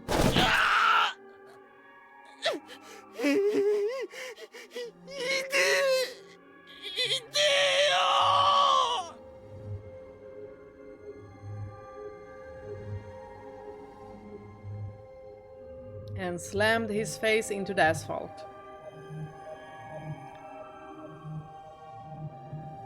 Thick blood dribbled from his nose. There wasn't much yet, so it was probably my imagination. But I felt as though I was enveloped in its sweet, coppery aroma. Endorphins flooded my brain, drowning out my reason. But a small fragment of that reason, that humanity, managed to stay above the surface to admonish me. Do not kill him. Do not break your vow. Do not become a murderer.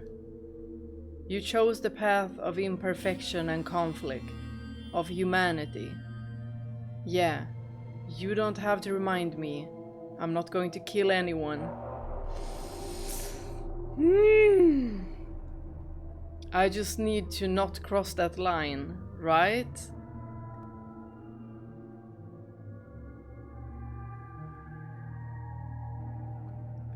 Taking care to not knock him out entirely.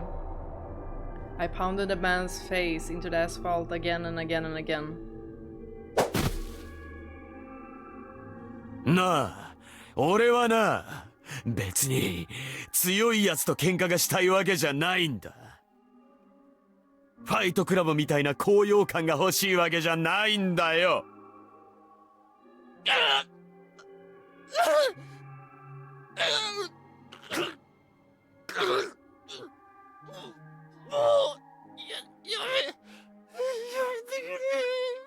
He's not gonna stop here, is he? ただひたすらこうやって一方的に痛みを与えたいだけなんだ。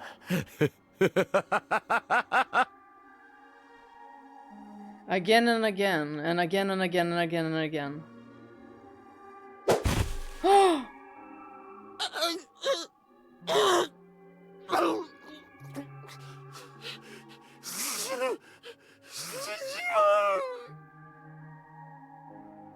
お前のようなクズが相手ならボロボロにされたって誰も取り合ってくれないだろう。Screams echoed through the dimly lit alleyway. まあ一番のクズは俺だろうがな。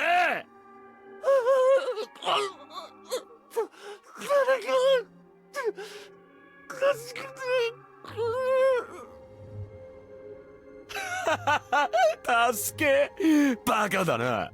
人が来ない場所を襲撃地点に選んだのはお前たちだろう。お前の悲鳴なんてどこにも届かないさ。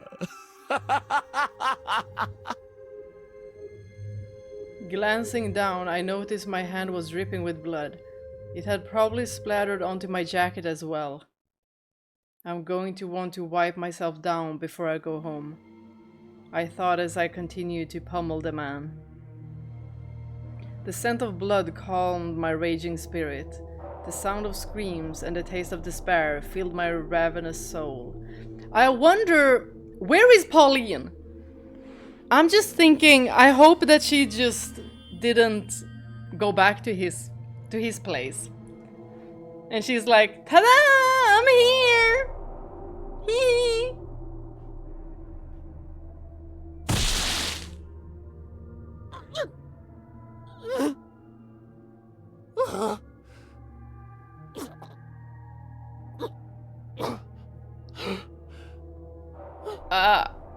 We lost Yukimasa.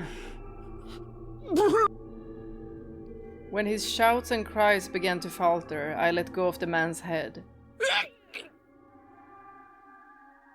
Bloody foam oozing from his mouth, his whole body twitched on the ground. I rose to my feet, kicking the man over so I could see his face. Not that it was much of a face anymore. I pressed my heel into his chest, causing a spattering of blood to blow out of his mouth.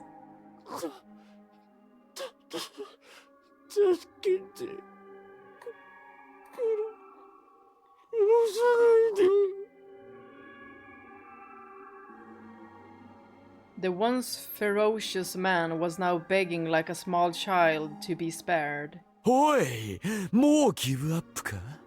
なんだつまらんな。こっちはまだ満足していないんだ。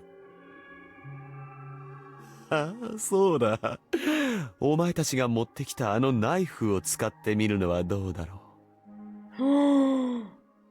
あいつでお前の指を切り落とすのさ。一本一本全部なくなるまで。Yukimasa, are you having a flashback because you done this? 楽しそうだと思わないかなあ。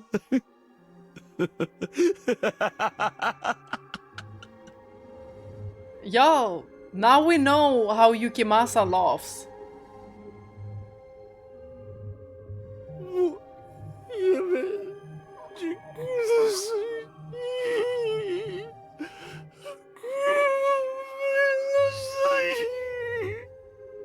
謝罪なんて一言も欲していないさ。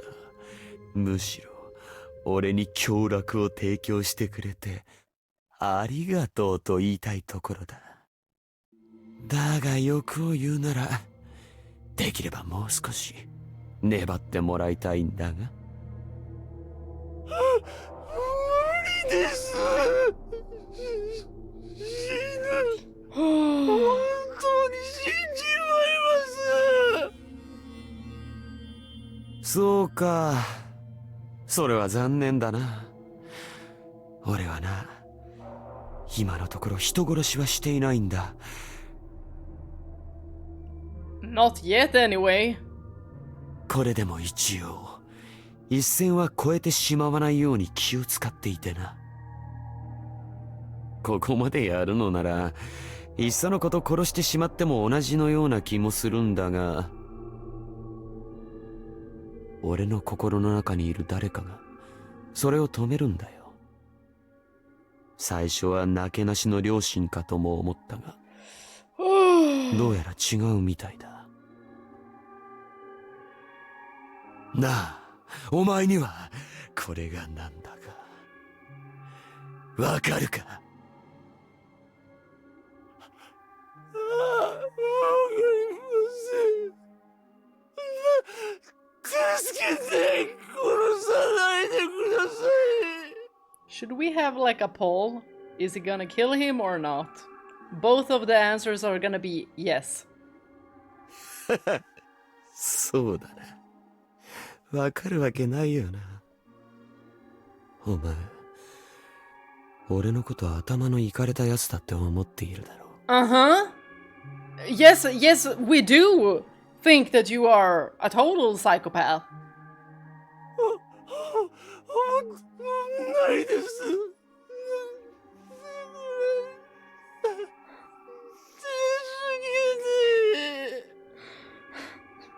And I'm just here like, y'all, Yukimasa, the system engineer. よし。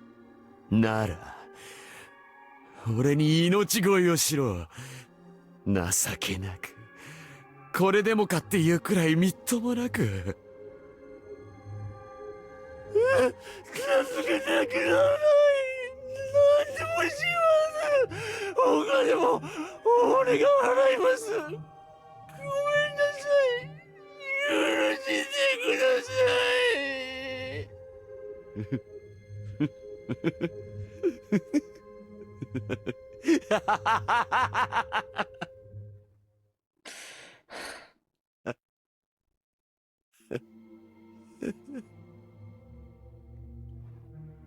わかった。もういい、俺は帰る。早いところお前も病院に行け。俺のことは口に出すなよ。言ったところで不良同士の喧嘩だと思われるだろうが、念のためだ。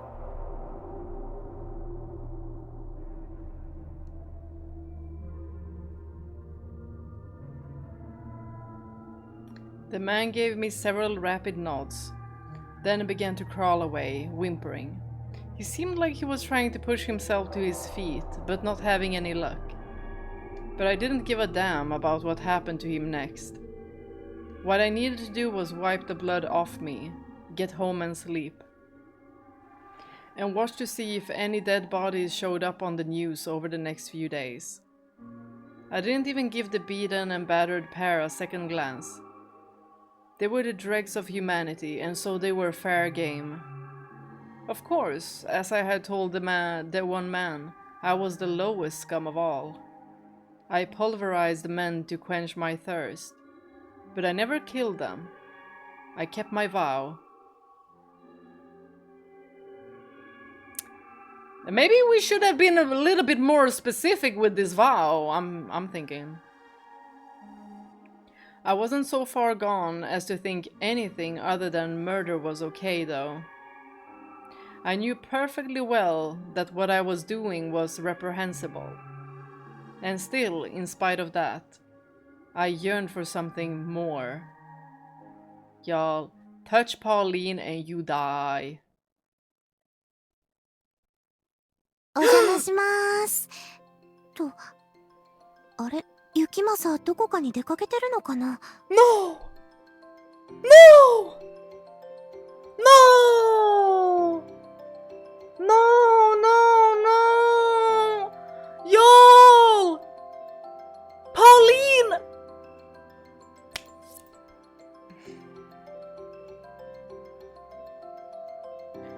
Oh my gosh. No. No, no, no, no, no. そっか。じゃあどうしよう。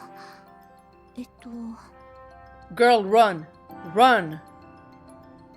Your plans aren't ruined. You were saved. Run out of here!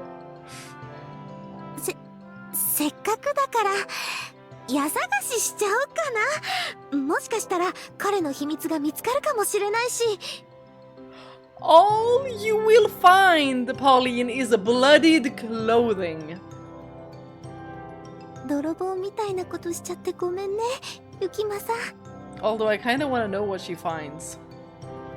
Keep me updated, Pauline. Only a couple hours earlier, Yukimasa and I had been hanging out together here, talking and smiling and laughing and watching TV. But now, it was deathly quiet. I felt a chill in the air as I stood there, all by myself. When Yukimasa had a key made for me, he probably didn't think I would use it to sneak in when he wasn't around. Maybe Pauline should just catch him off guard and be like, "Ta-da! Bunny suit!" Do y'all think that would work and he wouldn't kill her? He wouldn't have trusted me with it if he did. And up until today, I'd always gotten in touch before coming over. A surprise inspection like this was a first. とにかく雪政がどうして私のことを止めてくれないのか突き止めなきゃ。もしかしたらベッドの近くに見られたくないものがあったりして。I can hardly believe it. なんか恋人の家を勝手に探すのってちょっと興奮してきちゃう。いけないいけない、冷静にならないと。Yeah, this is not a good thing to do. But to Yukimasa, you do whatever. ここに来るまでは変な声を思い出したこともあって深刻になっていたけど。Y'all, you should have listened to that weird voice in your head.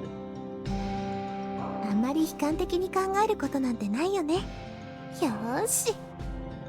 Oh, please hide if he comes in. Is there space under the bed? なんか DVD のケースが出てきた。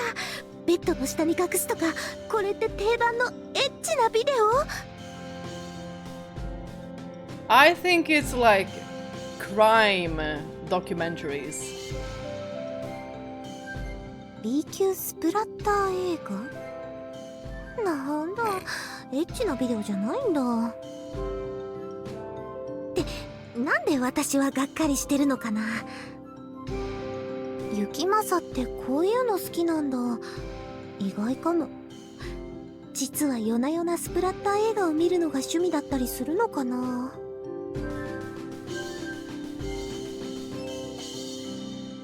Pauline, can we just think about this and then leave? Or leave and think about this? 確かに人には言いづらいけど、でもそれくらいで引いたりしないんだけどな。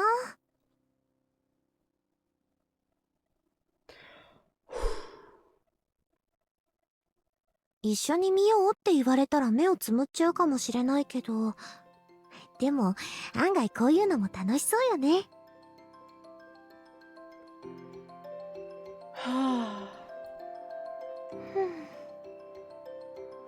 これ以外には何かないのかな。あ、ノートパソコンとかどうだろう。Y'all, I just know for a fact that his search history is crazy. あったあった。あれ、起動にパスワードが必要だ。なんだろうな。Oh, I don't know. A blood, a murder, a butcher, massacre, like all of those words and a little bit else. もしかして私の名前とか入れてみちゃおう。She's like, damn, it wasn't. やっぱり違うよね。付き合って2ヶ月の彼女の名前なんてそりゃ入れないか。はあ、がっかり。And since he's a system engineer, he wouldn't be, stupid and have a post-it on his laptop with the password. 他のパスワードも試してみようかな。誕生日とか。あ、ダメだ。これも違う。She's about to lock his computer forever.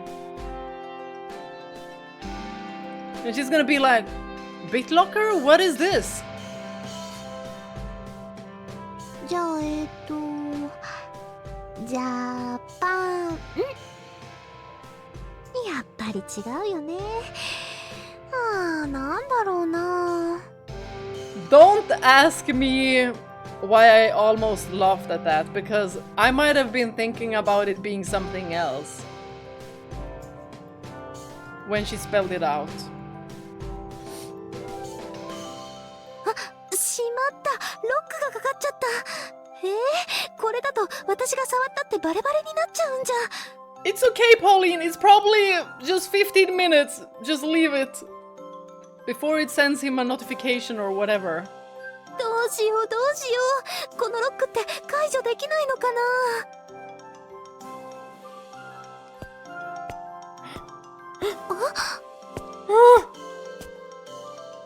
Hide!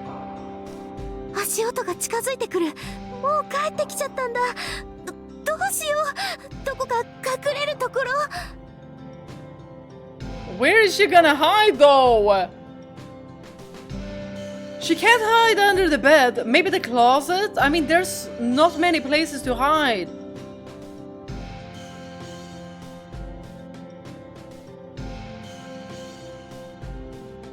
It looks too empty. Where's she gonna hide, y'all?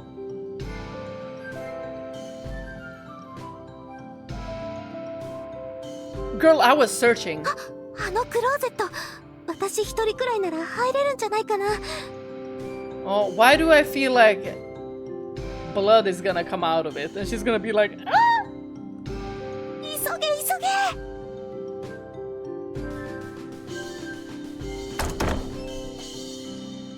He already got all of the blood off? Why does he look suspicious? パソコンが開いている。最初からこうだったか。Yes, you did leave it open.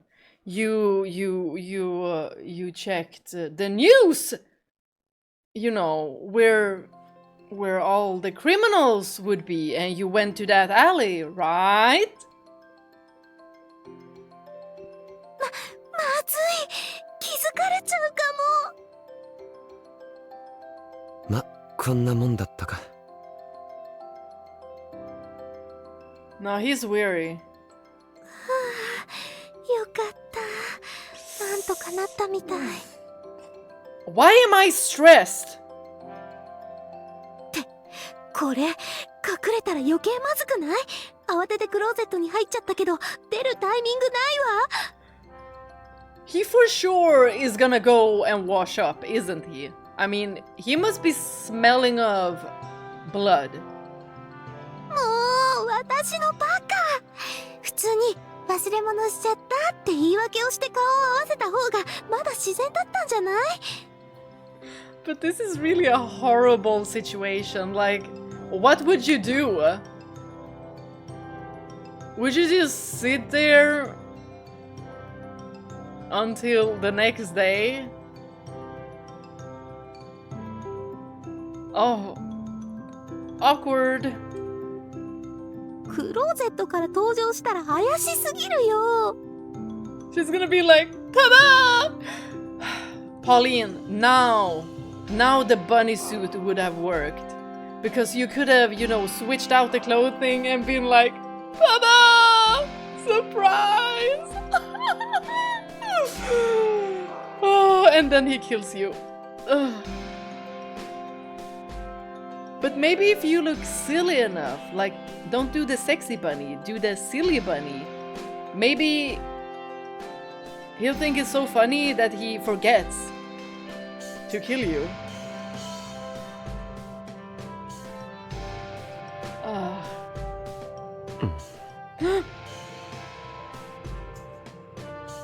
困ったことになっちゃったけど、いつもと違う彼を見るのは結構楽しいかも。Girl, you have not seen him in his natural habitat. I peeked through the wardrobe's door, trying my best to keep my heart from leaping out of my throat. Y'all. The way he already knows. When he was with me, he always had a pleasant smile, so there was something refreshing about seeing him stone-faced now. Obviously, it would be weird if he was always smiling to himself, but still, he looked almost like a different man when he was on his own. Finally, taking my eyes off his face, I realized he was wearing a sweatsuit. Had he been out night jogging or something? He liked physical activity, so by itself, that wouldn't be unusual. But what did seem off was him saying he had business to attend to, and sending me home if all he was doing was going for a jog. He also looked exhausted. Was jogging supposed to wear you out so much? The only thing wearing him out is him trying to stop himself from killing people. It would probably take a lot out of me, since I never got much physical activity. But unlike me, Yukimasa was in shape. Regardless, physical activity meant sweat, and sweat meant he would go take a shower next, right? Oh, I know what you're thinking, Pauline! You're gonna run when he takes a shower. And then I could sneak out while he was in there. Something tells me this ain't how it's gonna end up. 汗を流すのも億劫だな。もう寝るか。No. Oh my gosh, is she gonna have to sneak out? She's like, and you're sweaty? You're gonna have your sweaty ass body in clean sheets? Mm-mm. 本当に横になっちゃった。So much for that plan. Who went to bed drenched in sweat anyway? That had to reek.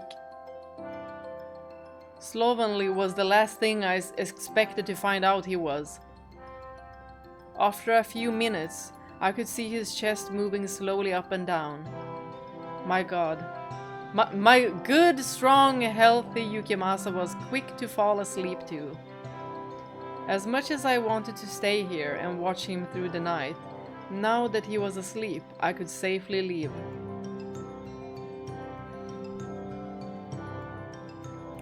Oh my gosh, I'm scared, you guys. I'm scared. I pushed the wardrobe door open, slowly and carefully, trying not to make a noise. The lights were off too, so I needed to be especially watchful of where I stepped, so I didn't trip over anything. Oh my gosh. We're gonna get startled, that's what I'm thinking. I don't think he's asleep. Tiptoeing my way toward the door.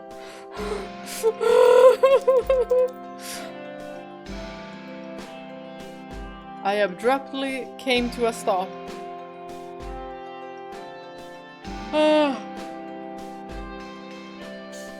Don't say anything, Pauline. Just get the hell out of there. 添い寝とかしちゃおうかな。 No! No! Pauline, no! That is such a bad idea. No, girl, no! People called me an airhead all the time, but even I had enough sense to realize how outrageous an idea that was. Good. So you're not gonna do it, right? Not only had I snuck into his house without permission, now I was thinking about sneaking into bed with him. It was like something out of a trashy romance novel. And why do I feel like she's gonna be like, well, I already technically broke into his home. I might as well break into his bed as well. With all the sweat and all. On the other hand, we were dating. Maybe he would think of it as a pleasant surprise.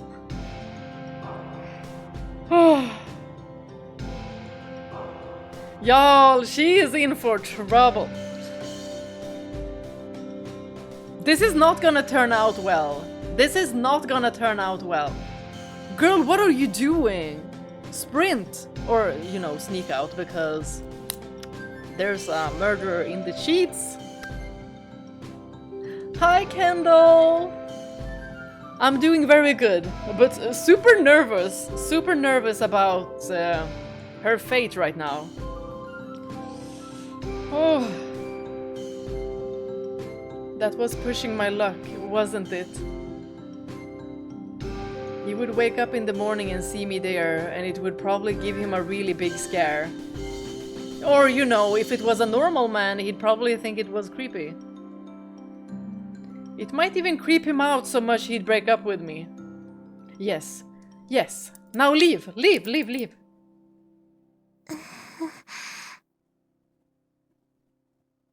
But still. No, Pauline! The sight of him sleeping there, so innocent and vulnerable, was too much for me to resist. No! Pauline! Oh, this is not gonna go well. This is not gonna go well. Who wouldn't want to run their fingers along that big back or put their arms around that perfectly slender waist?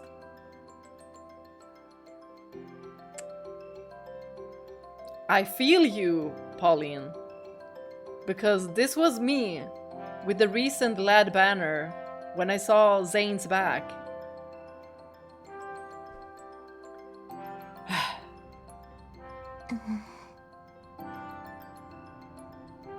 My conscience was screaming at me to behave and go home. But the primal part of me pulled me closer and closer to the bed. Oh, this is gonna be the death of her!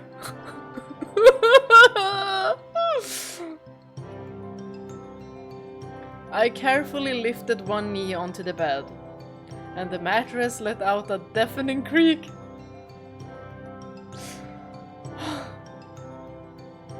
Ain't no way he's not gonna wake up. My heart leapt into my throat, but the sound didn't seem to have woken Yukimasa. I stretched my arm out toward him, Oh my god. Oh my gosh. Oh my gosh. You guys. You guys. You guys. Oh my gosh. No, no, no, no, no, no, no, no, no, no. With every passing moment, the pounding of my heart grew more and more intense. I worried the sound might wake him up.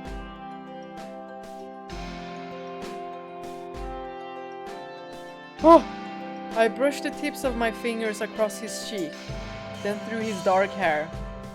She already touching him. She's down bad. He showed no signs of waking.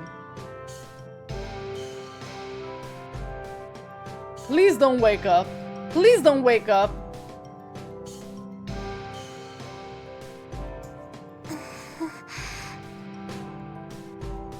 She's like, yeah, mission complete.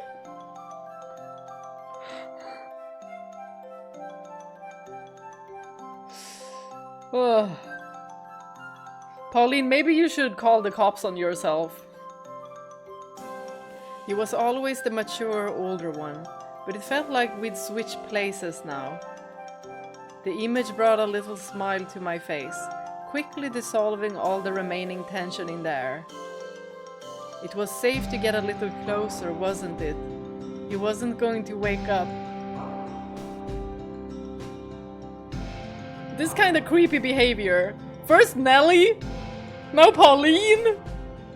Y'all, just because y'all are together doesn't mean you can be this creepy. My heart rate leapt back up as I lowered myself down into his bed, cuddling up next to him. Oh my gosh, I was actually in the same bed with him. How brazen of you, Pauline. I could feel his breath on my lips as I gazed up on his face.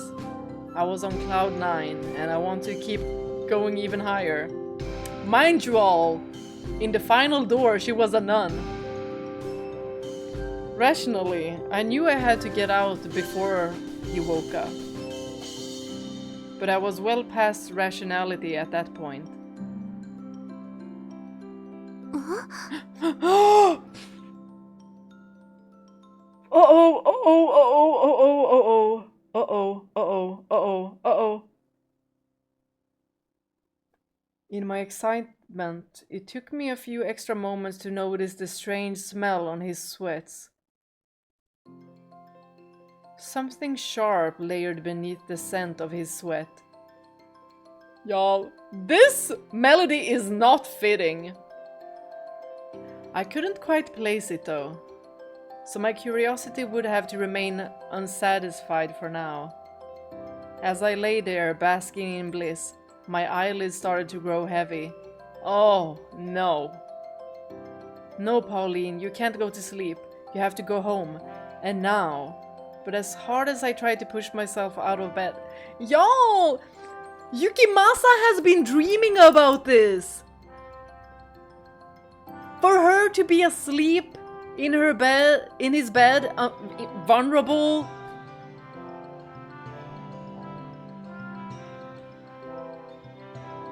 He's gonna strangle her, isn't he? It was just too warm and cozy here, too. We lost her. Y'all, we lost her. In my dreams, I'm drenched in fresh red blood. People dying all around me. Everyone dying. Maybe he's gonna think that there's someone else beside him and just automatically attack this person.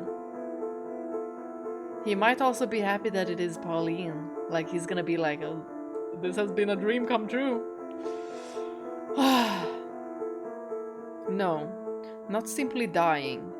I'm killing them. A man begs me to spare his life, so I sever his head. A woman implores me that she is with child, so I disembowel her. A man invokes the name of his god, so I tell him I know no such deity. And the pile of corpses grows. Arms and legs, heads and torsos, entrails and brains. It's all there, It's everywhere.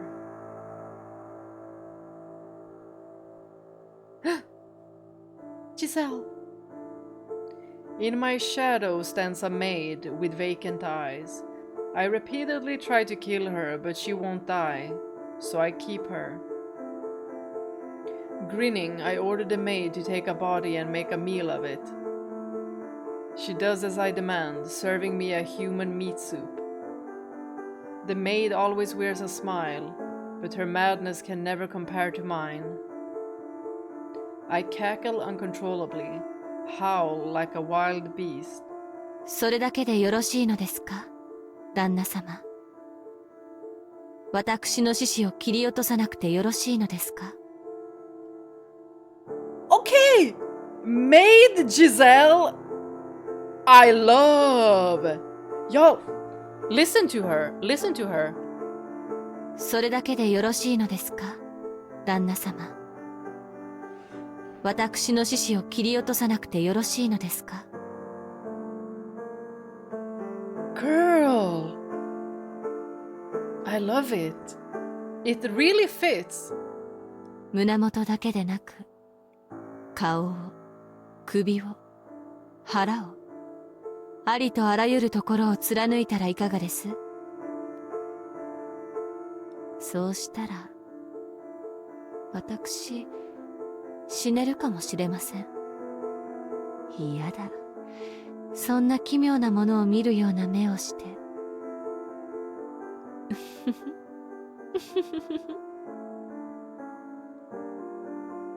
A man who isn't a man, a woman who isn't herself, imprisoned together in a dark, decrepit mansion. I believe the woman to be the witch, but the witch is elsewhere, looking down on me. あなたがずっと昔から獣であり、誰も救えない存在であると。What if he thinks that Pauline is, ouch, is the witch beside him now? Oh, now was not the moment to have this kind of a flashback. 奪うことしかできない存在であると、きちんと思い出して。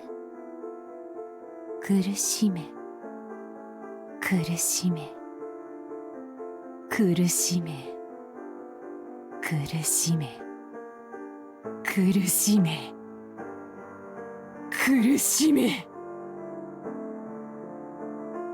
The witch is right. I've always been enamored with death, with killing. My hands are only capable of taking, not offering. I'm a monster. My lust for blood will always overwhelm any affection I manage to muster. That's the simple truth.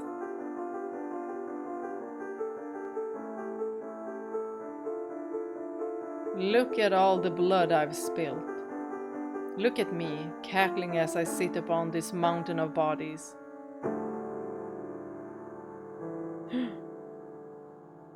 Oh, Pauline.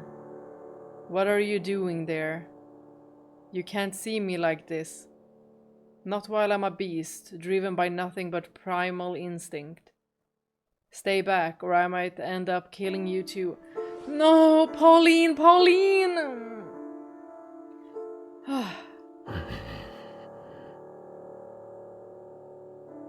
He's waking up. Though, to tell you the truth, I've always wanted to kill you. With your chains, you bring tranquility to my world. You're the only one who can keep me tethered to the ground. And I can only imagine how incredible a release it would be to tear them off. I need you to live for me, and I long to kill you more than anyone else. But this is a dream. I have nothing to lose by indulging my desires. Oh no, no, no, no, no, no, no. No! Guys, did you see that flash? It's not real, so I have no need for a tether. Oh my gosh. Oh my gosh.